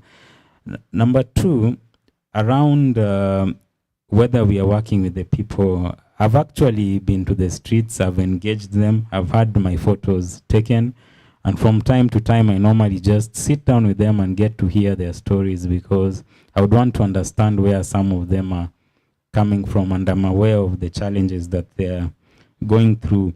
But one of the things that we are really trying to push, which brings me to the question of social dialogue, you realize that, and the reason why I said the creatives work in silos, you'll realize that today, Joanita will have the Digital Content Creators Association. Tomorrow, we'll have somebody else open up something else. Before you realize, you have almost 7 Content Creators Association. And this is something that we are really struggling with, and we are trying to put in place mechanisms that can actually help us now sort of like merge these associations. Because one of the things that you realize is that the industry cannot move with the fragmentation as it is now. We need to come to a space whereby we understand that cartelism will take us nowhere, working in silos will take us nowhere, fragmentation will take us nowhere. So we need to understand that for us to move forward, we need to have this one umbrella body that we can all fall under, that can be able to push our agenda. Then once it is done that way, then it is easy now even to work with government and work with collaborations, because now it would be easy for us to say, now look, this is Digital Content Creators Association, these are the registered members, this is maybe I'm trying to think of another one, Film Producers Association, this is Photographers Association, because we realize that once we're able to put this our house in order, then it's easy now to be able to go out there even to financiers and share our agenda. Because most of the time when we are in these forums, one of the things that we hear, even from the financiers and the people who can actually support the industry, is that your industry is still not well developed, or it's still not well organized. So we are coming from a place whereby we want to bring, at least for a start, the various association heads. We sit together not only with the association heads, sit together with the various concerned parties within government, departments, sit down with the various development partners, sit down with the various financing partners, and now say, okay, this is the challenge that we have. These are the challenges that we have, 1, 2, 3, 4. How can we be able to navigate them together? So that's what we're actually trying to do, because until we come together, it will be impossible to work. So that's what we are trying to push at the moment. And I agree, because I think being under the Media Council of Kenya, it's worked. Even the sieving, wanaitangwa, the what? Gutter press. Yes. We've tried to, even the digital now platforms can enjoy what they're enjoying. So on behalf of even the associations, because I understand those wars, I've seen them. So are you planning to have a body? Because you see, like the way the nurses, they are protected in some way. The teachers, they have their association, the NAT and everything. Because I know the government is a regulator. So is there a plan? Because we have to have two entities. We have the private, we have the public, we have the parastatal, but what is the plan? And that is the question each and every person is asking. To me regroup. But you see, the moment you give me a platform, tell me, like now I'm under Media Council of Kenya. Why? Because I was given a platform. So what is that platform? Because you see, even for Jonita's platform, they saw wananyanyaswa. That's why they had to come together. And that's why they're silos. But I think the government needs to have a body that can regulate and control. Thank you. That's a very good direction, because one of the visions that we have and some of the discussions that we've had is to have this umbrella body that could be maybe the Creative Economy Association of Kenya. Then now under it have the various associations, and we want to structure it in such a way that if, for example, there exists the Content Creators Association of Kenya, nobody else can actually go to the registrar of companies and open a different one, because they'll check the records and they'll tell you, we already have one, so if you want to join, go and join that one. So these are things that we're trying to align, and some of the suggestions that came up was that this Content Creators Association of Kenya, now the membership would be taken from the various association heads, or not even the heads, but would be derived from the various associations by them fronting, for example, somebody now to sit in this particular now umbrella body that governs all these others, so that when they are pushing the agenda is now coming from the various associations, which in turn is again coming from the content creators on the ground. So that's a vision that we have. A comment. So about street filming, DCCAK and Youth Enterprise Fund are in discussions on how we can help street filmmakers. So one thing that we realized is that the cameras that they are using, they're of low quality. So even the photos that they are taking, they're not of that high standard. So what they're planning to do is to have a place where we can have quality equipment, and a photographer can come, hire, they'll not even be charged. You can get a camera from there, go do the work, then in the evening, return it. Then you can have another photographer come, get a camera, go take photos, return it in the evening. Thank you, and I'm happy you've approached EDF. Some of these opportunities are actually there. It just needs you going to some of the offices and checking out the opportunities that are there. EDF is Youth Enterprise Development Fund, which funds youth, I think up to, is youth still at 35? I think up to 35, if I'm not wrong. Yes, and you can see, if you approach them from a perspective of an association, it's easier than me going as no and telling them I need money. But if I come with an association, I tell them, I have a Filmmakers Association of Kenya. How many are you? We are 500. What do you want? We want this fund. Then they in some way listen to you, because they know if they give you money, then the impact will be widespread, other than giving it to one person and you're not really sure how they are going to use and spend the money. So thank you for doing that, and thank you for reaching out to EDF, which is actually one of the agencies under the State Department of Youth Affairs and Creative Economy. Do we have any more questions? Ask now or forever hold your peace. Okay, if there are no questions, I would like us to give a warm round of applause to Noah. Mr. Noah Otiende, thank you so much for that session. Very informative as well. Umesema tukufollow. Okay, I would like to invite our next speaker. This is a representative from Equity/PayPal. Alan to kind of tell us a little bit of what Sam spoke about in the morning. I remember him mentioning equity insurance, how we can insure our instruments of trade. So he can come and give us some more insights on that particular matter and how they have been able to support the creatives commercialization masterclass. A warm round of applause, tafadhali. Amkeni. I know we're getting towards the evening. Mngoje cocktails and bitings, but in the meantime, we're still learning, okay? And I would like to invite you to come up on the stage. Tafadhali, grab your microphone as well. Asante sana.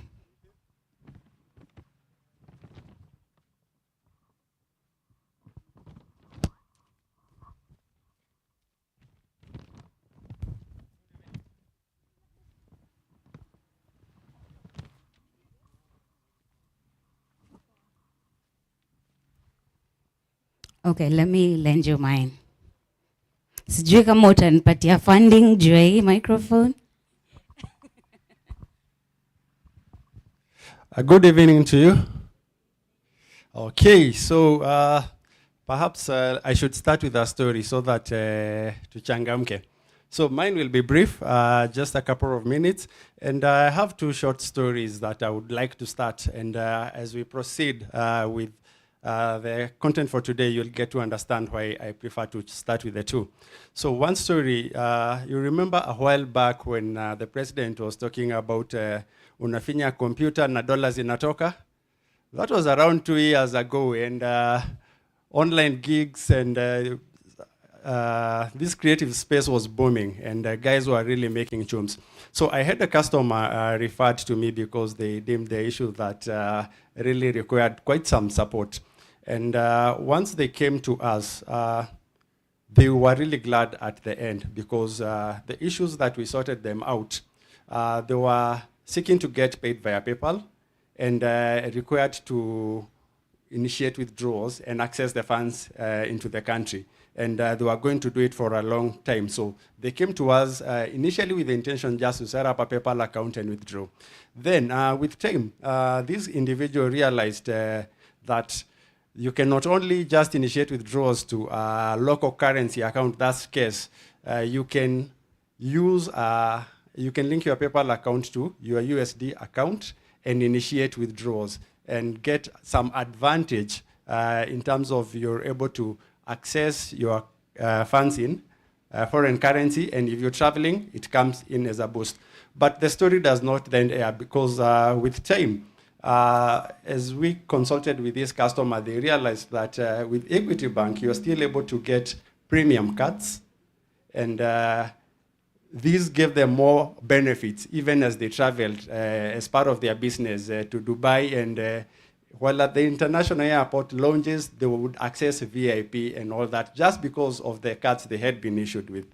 That is just one story of someone who just realized a lot of potential that they can be able to access just by accessing financial services with equity. Then on the other hand, similar case of a customer who is a content creator living in one of the slums in Nairobi. I might not go into details because they are a renowned brand in TikTok. But this guy was making a lot of money. Most of it, the earnings were being retained at TikTok. And once he converted them into their PayPal account, they did not have an idea of what to do with them. And they thought that the money is much safer there and was underutilized, as a matter of fact. So when they came to us and we realized the potential that they're sleeping on is because, yes, they've got the talent.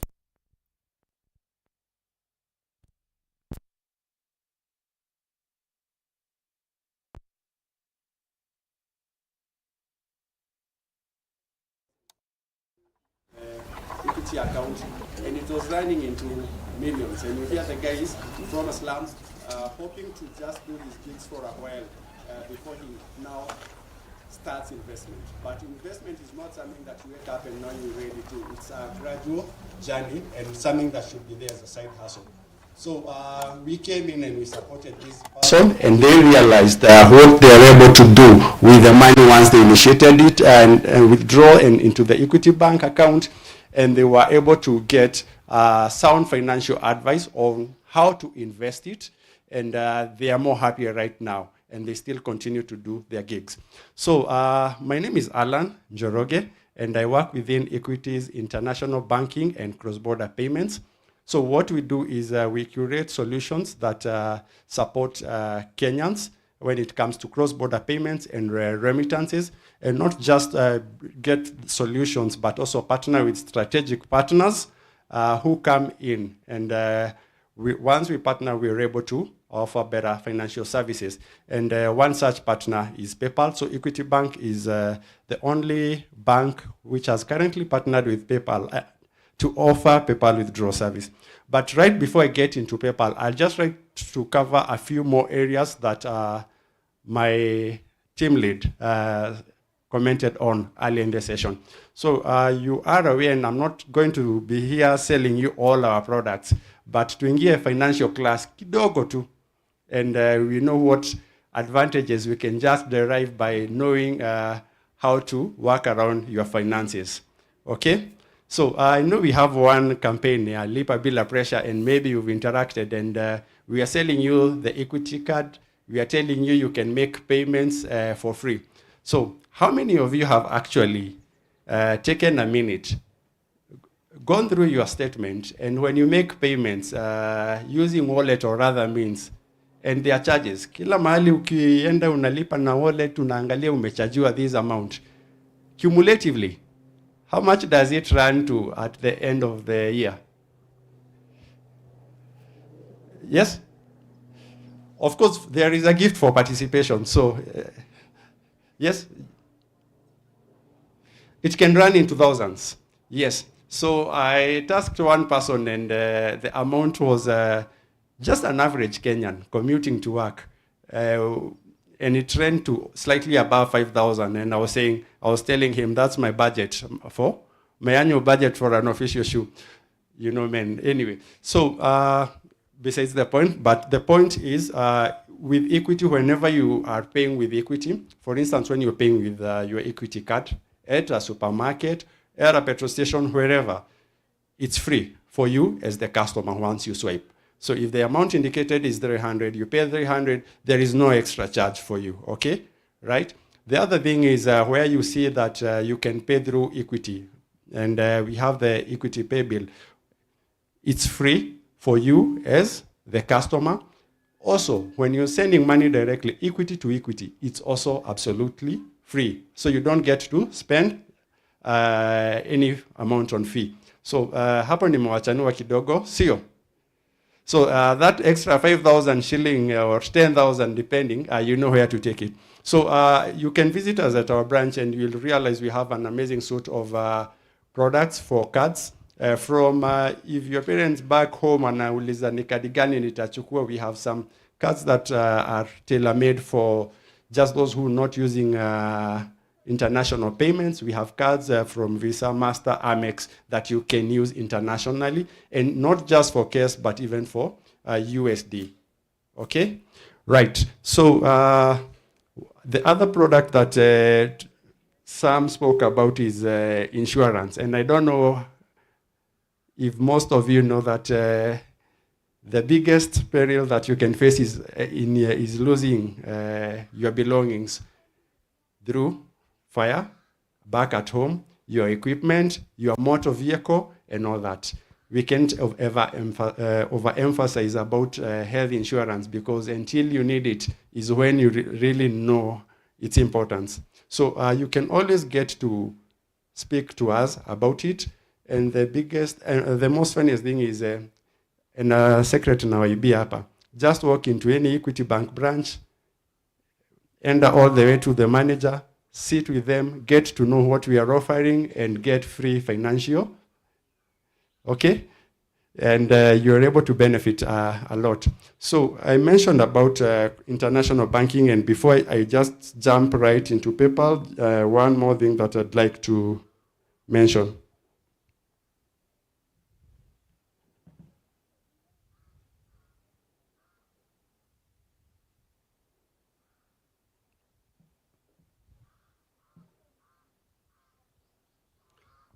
So if you happen to travel just within East Africa, you remember that Equity Bank has its subsidiaries, and we are across 6 subsidiaries. So if you go to Rwanda, Tanzania, Uganda, South Sudan, and DRC, you're able to still transact and actually even access your account over the counter and also on channel. So we are really going digital, and we're already there, and we can only better it because of what you're able to access just digitally. And our digital channels are Equity Mobile Banking platform, where with access to that app, and once you log in, you have access to most banking services. So when we say kutuma bila pressure and kulipa bila pressure, you just do it from the comfort of your phone.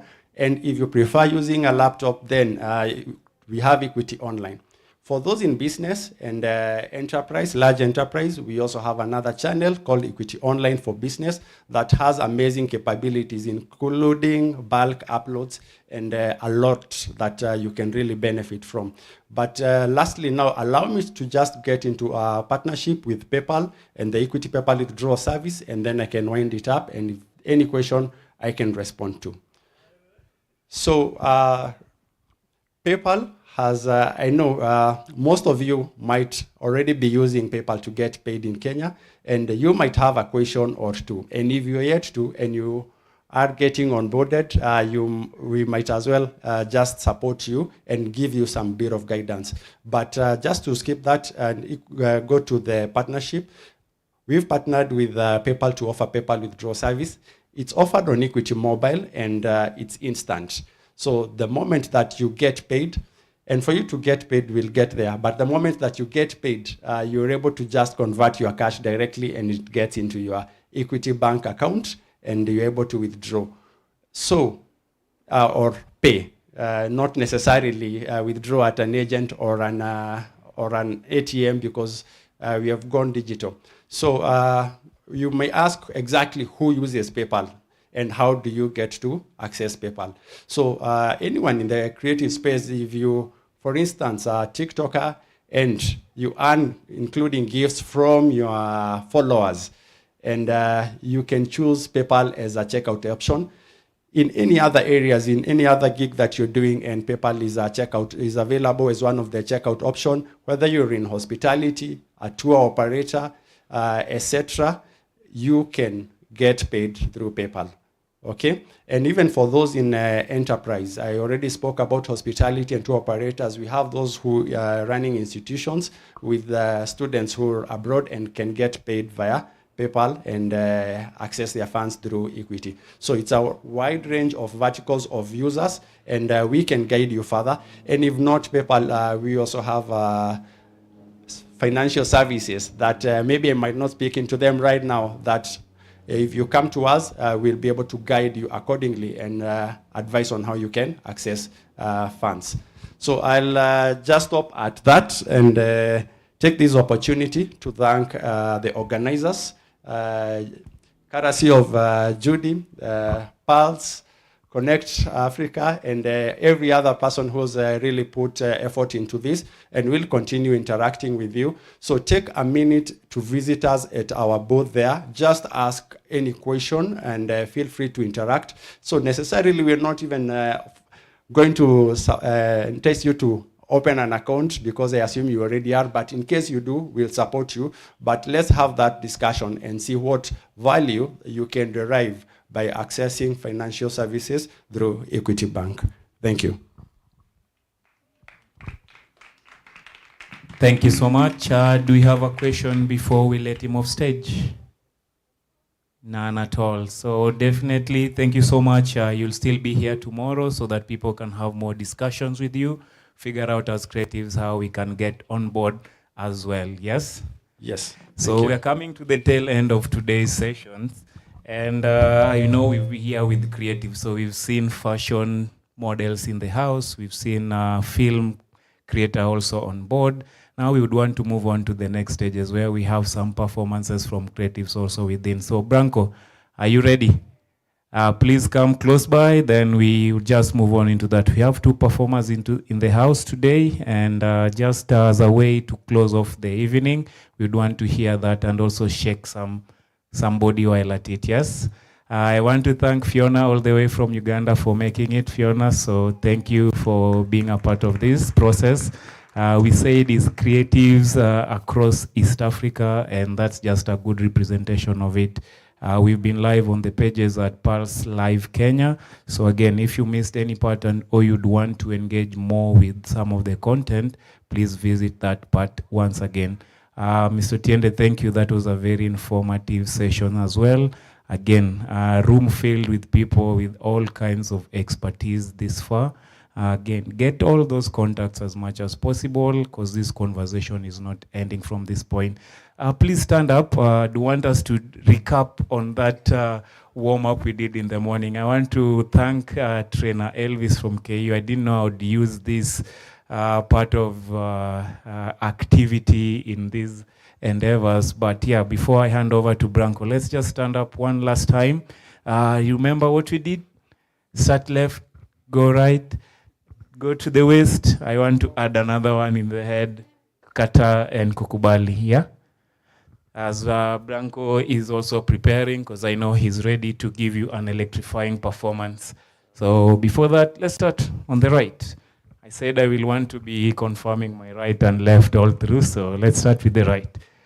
We do it 3 turns, then we go to the left, we do another 3 turns, then we go to the waist, right, then we go to the left, then I wanted to add a nod, then we refuse. We do it again from the top, right, yeah, then we go to the left. So I need to have some cheer in you, because we are at the tail end. Cocktails are about to be given at some particular point, and then I want to thank you for being really amazing participants. We are closing almost day 1 in good time, and then we look forward to giving you the plan for tomorrow. Branko, back to you.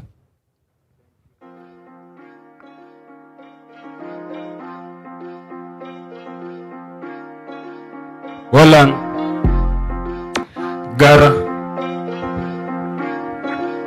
I gotta do this. Nishava. Yo.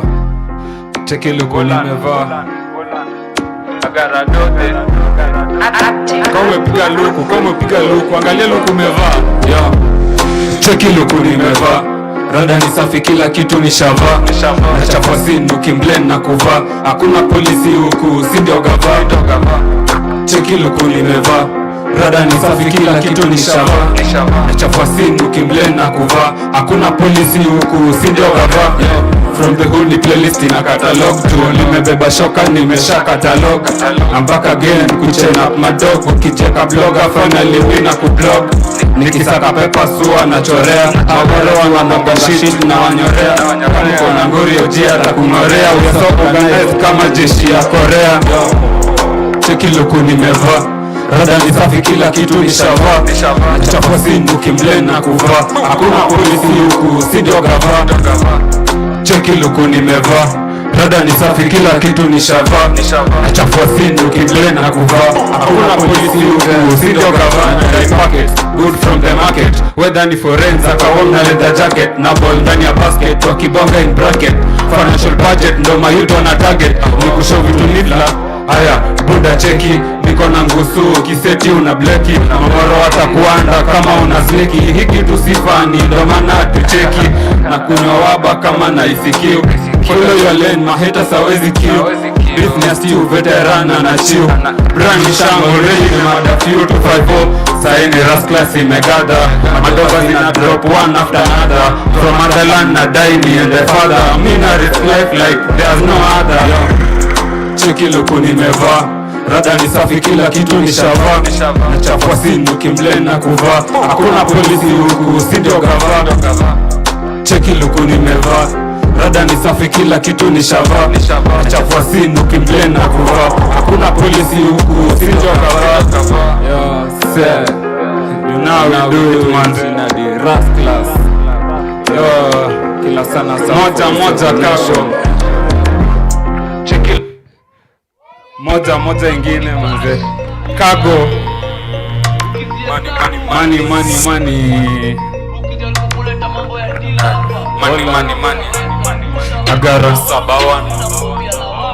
I gotta do this. Load your cargo. Wanatega mali safi imetoka Chicago hadi K. Bei ya mziki imepanda, so nikifreestyle utalipa 100k. Load your cargo. Wanatega mali safi imetoka Chicago hadi K. Bei ya mziki imepanda, so nikifreestyle utalipa 100k. Lafi ya matag anakuku complain. Safisha mess before come ku explain. Niko high na vuvangwa ndani ya plane. Zimeshika si tume maintain. Napiga deal kimasai nikiruka. Ase bad man ingia bururu nikiburuka. Wameshona after manyaruku raruka. Majini zidiunga so mina wanyuka. Achana na oma nigro wako yapi. I'm a big dog listen young puppy. Hizi sides hatupendi maukapi. Brand new things when niambie uko na ngapi. Cheki streets imeni acknowledge. Mana rascals na wapea knowledge. Na lecture university nikiwa college. Mindo supplier mwenye ananga shortage. Load your cargo. Wanatega mali safi imetoka Chicago hadi K. Bei ya mziki imepanda, so nikifreestyle utalipa 100k. Load your cargo. Wanatega mali safi imetoka Chicago hadi K. Bei ya mziki imepanda, so nikifreestyle utalipa 100k. Yo se naoga na Dettol. Mondo pesa ubina nikisettle nili rust. Sai wananiona na metal. My mental health inadhuru instrumental. Naeza fanya anything juu ya grop. Juu ya grop. Ukijaribu cut and mouse utakuwa trapped. Naingia uko ends kama niko strap. Air Force One nimepandisia Nike. Nimeshinga todo sai niko hiki. My lifestyle ni kushika maiki. Pick up my lol na kutambua nda maiki. Baba zangu ndo ana crave. Vile na flow na wave. BF ni kama ujai misbehave. Nimetokea na mbogi na mbogi tukirave. Yo se. Shukran sana. Amazing work from there, from Branko. Yeah, so let's move the tempo a little bit. Pastor Ezekiel, a bit of flavor to balance both genders and even both content types of music. So Pastor Ezekiel, come on board. Pastor Morris, my apologies. I don't know who Pastor Ezekiel is, but I know somewhere he's passing the word as you're about to do it. Maybe it's the cargo Branko has dropped, so come on board, Pastor Morris. Thank you. How are you guys? Mko fiti? Naomba tusimame mtusaidie kuimba. I'm Pastor Maurice. I'm a student at Africa International University taking my bachelor's in theology in my third year. September, getting into the fourth year. I'm a student pastor at current CITAM. I am a member of CITAM Karen Men's Chorale. We have a new song which is we released the other day. So if you look for CITAM Karen Men's Chorale, just ingia hapo now tuskize, just sambaza. And then I do sing like a single like artist. I do the music by myself by the name Maurice K. That's my YouTube channel. One time grief was almost killing me. And when I was in that situation, I received some words. And these words I'm going to preach to you tonight in form of music. It is a Swahili song that says, Ni wakati wa urejesho. Time for you to be, whatever you lost, you are going to get it back. And you're going to get it back in a bigger way. I lost my wife during COVID. It was bad. I've never had that kind of an experience since I was born. But that music, those words, gave me comfort. This is my 6th year, but the Lord is good. I'm coming into Uganda. Ginger. Kuna mtu hapo anakuja Kenya, so we thank God for that. So DJ, studio kama outamind, just help me to sing. Ni wakati wa urejesho. Nikikwambia udansi, dance tu. Sawa sawa, na unipe sauti. Thank you. Haya, nipe saundi basi. Jawabu Studios. Sijisikii. Haya, piga makofi tu, piga makofi vizuri. Ni wakati wa urejesho. Ni wakati wa kumwona Mungu. Unayasahau mapito yote. Piga hatua, fata hatima yako. Ni wakati wa urejesho. Ni wakati wa kumwona Mungu. Unayasahau mapito yote. Piga hatua, fata hatima yako. Haya, tuimbe pamoja. Ni wakati wa urejesho. Tuimbe. Ni wakati wa kumwona Mungu. Unayasahau mapito yote.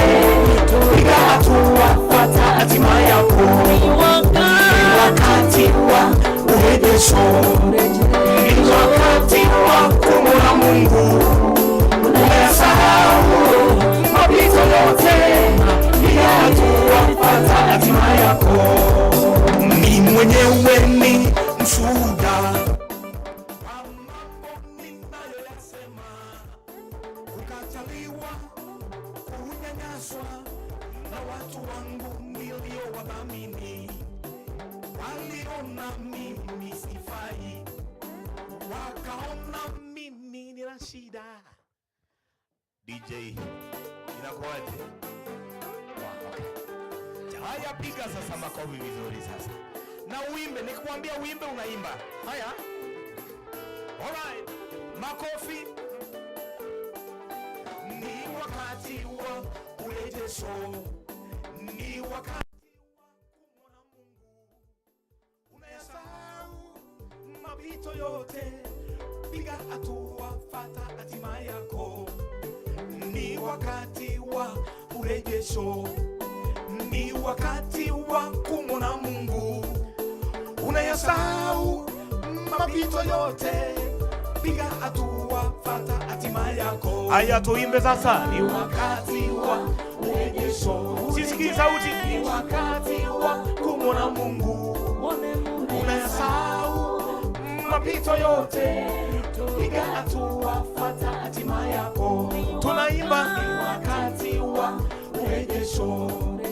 Ni wakati wa kumwona Mungu. Unayasahau mapito yote. Piga hatua, fata hatima yako.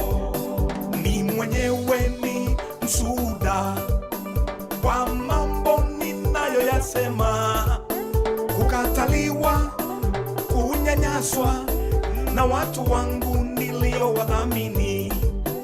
Waliona mimi sifai, wakaona mimi nina shida.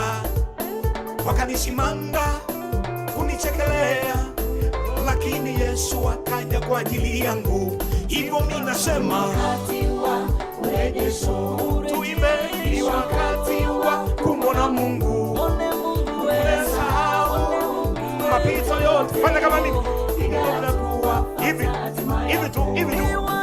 Ni wakati hivi wa urejesho. Fanya. Ni wakati wa kumwona Mungu. Unayasahau mapito yote. Piga hatua, fata hatima yako. Haya, piga makofi ya sema.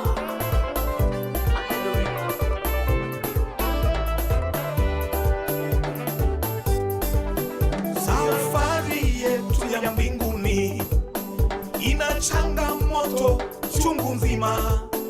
Kuna kusimangwa, kukataliwa, magonjwa hata yanafuata. Unafukuzwa kule kazini, eti kwamba haufai. Nuks na mikosi yote imeshindwa kwa jina la Yesu. Ndio maana nasema wakati wa urejesho, ni wakati wa kumwona Mungu. Umesahau mapito yote, piga hatua, fuata hatima yako. Ni wakati wa urejesho, ni wakati wa kumwona Mungu. Umesahau mapito yote, piga hatua, fuata hatima yako.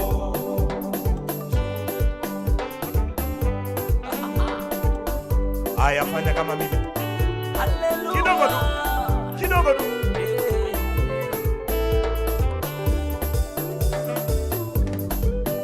Mtizame Baba Ayubu, aliyapitia mambo mengi, akasimangwa, akazungumziwa mambo yasiyofaa. Ufunuo aliupata huyu Baba Ayubu, ya kwamba kuna matumaini tena kwa mti uliokauka. Mpendwa, jitie nguvu ndani ya Bwana. Anasema muite, atasikia, atakuonyesha mambo makuu na makubwa usoyaweza. Hivyo mimi naimba wakati wa urejesho, ni wakati wa kumwona Mungu.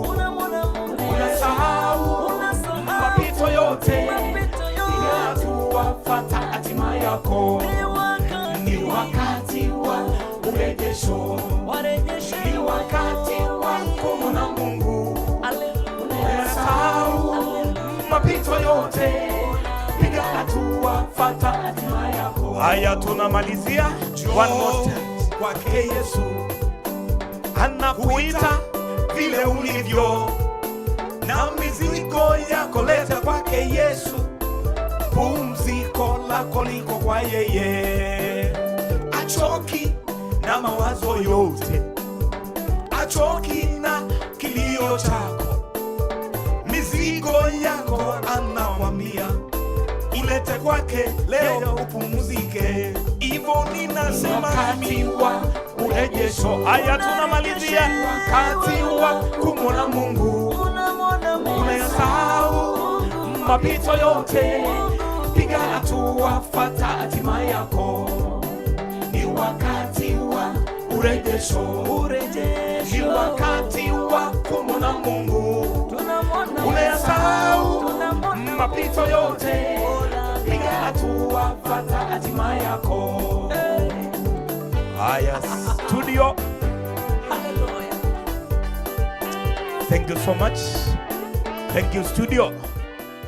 Thank you. So you need, if you want to watch and listen to my music, you look for Maurice K. K-E-I.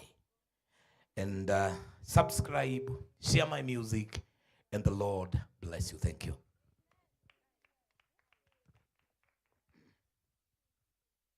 Thank you, Pastor Morris. I think we've had the best from both worlds, and all of it have made us be able to move up and down, yes?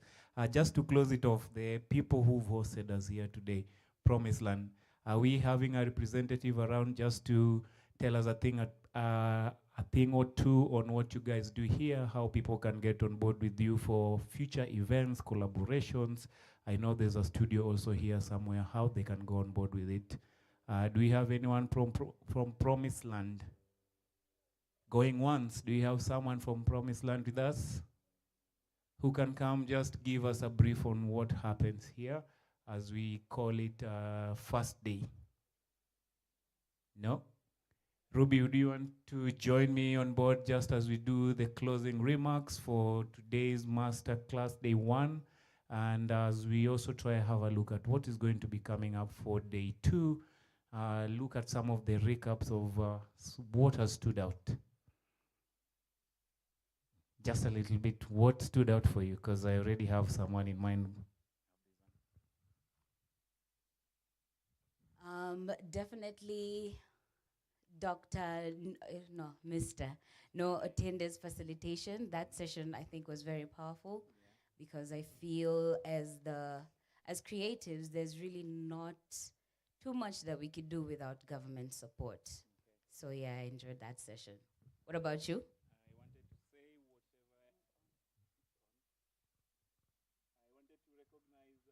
Esther said, build to earn, build to last. That has stuck with me. Our whole presentation as a creative, trying to monitor the numbers and how we can gain the community or even the interaction. That was a really amazing session for me.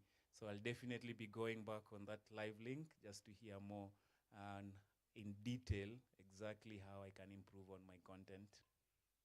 Dope. I hope you guys also have a key takeaway that you're taking home with you before we do the second day tomorrow. Thank you so much for showing up. Thank you for sticking it through from morning till this time. We will be back here again tomorrow. Kindly keep time, if possible. Be here by 9 o'clock so that we can start promptly at 10 and finish early. Please, let's not pretend. I know, we're creatives. We do like to have a good time. So yeah, please make sure, once again, if you haven't followed our socials, at CCA_ East Africa is where we're at. Pictures, videos, everything. You can invite us as collaborators. You can also follow us. You can share it with your creator friends as well. The link to this session, to today's session, is also live on Pulse Live Kenya YouTube and Facebook pages, so you can go download, revisit, or share with your networks. Na kama itawezekana kesho, tafadhali bring one person, bring two people, because I feel that these sessions are only powerful if we have more people in the room, right? Sawa. So we want to open it up. Thank you so much for showing up. I'll do this on behalf of Promised Land. I guess watatuongelesha kesho. So we're opening up this session for enjoyment. Shout out to Judy Sheila. Thank you for that. So there's some bitings and some cocktails. Sioni ice na sioni nini. Fruits, tutajua pali wamezificha. But na lemon, ndimu iko wapi? Sugar, where's the salt? Come on. Lakini tutajua iko within the space. So mspanic, tumewapanga, it's a cash bar. So feel free to also give back to the institutions that have also lended their hand to us. Tunarudishiana mkono, tunasapotiana until the powers that be come and get involved in the creative economy the way we need them to. Sawa sawa. Asanteni sana kwa kuja. I have been your host for the day. My name is Ruby V. I am a project manager at Homeboys. We do a lot of amazing stuff. Wacha nijipatie plug. Karibu nisiseme. We do a lot of amazing stuff. There's also, we've opened up a headquarters on Mushai Drive, Apocoptic. So we have a bunch of recording studios, I think about 12. We have recording studios, we have mixing and mastering suites. We have editing suites as well. We have podcast studios. We have an in-house TV studio. We also have rehearsal spaces. And we do have the Homeboys Institute of Technology that is also empowering people in the creative economy. Everything from social media marketing to photography is taught, to live sound engineering, lighting engineering during concerts. We've only just opened this year, but in the short period of time that we have opened up, I don't know if you guys heard about Nyashinsky's Showman. That is the space he was rehearsing at for an entire month. He's actually the one who opened our doors. Nameless at 25 is happening this weekend. He was also rehearsing at our new headquarters, had the entire crew from Nyashinsky, Punit, to Major, Matrax, Necessary Noise, and some surprise acts. I can tell you for sure the Nameless at 25 show is going to be fire. So if you're a millennial, do whatever you can to attend that show. Red Sun at 30 is also coming up, and we're also his partners and sponsors. So I want to send an open invite to all of you. If ever you're on Mushai Drive next week, because Kesho, we're gonna be here. If you're ever on Mushai Drive next week, any day from Tuesday to the weekend, please feel free to come to the security desk, ask for Ruby, ask for a tour of the spaces, and I think you will enjoy. There's a lot that we're doing, and I would like to shout out my CEO in absentia, Mike Rabah. He's really doing a lot, and that is a man who's grown from sound engineering and DJing to actually building, I think, the first hub like that in East Africa, if not Africa. So karibuni sana. You can check us out on social media, HitLabs, HITLABZZ. Mnaweza tufollow, kuna mambo mengi sana tunafanya hapo. Asanteni sana. Thank you, and I've been the co-host Boniface Otieno. I'm a TV producer at Kenyatta University Television and Radio, and equally a content producer with Off Pitch Africa. Please check us out. For the creatives who are here, please also reach out. We give you an opportunity for the first timers on TV to just express your ideas or content. That's the platform for you to start off before you shoot out to the main media. Thank you to everyone in attendance, Promised Land, Judy, and tomorrow the session is open, so please just register. Make sure you are able to attend and gain these masterclass lessons at a subsidized rate. If you've not registered and you're here, please register before you leave. Else, we want to say a big thank you, and everyone who's contributed. See you tomorrow. DJ.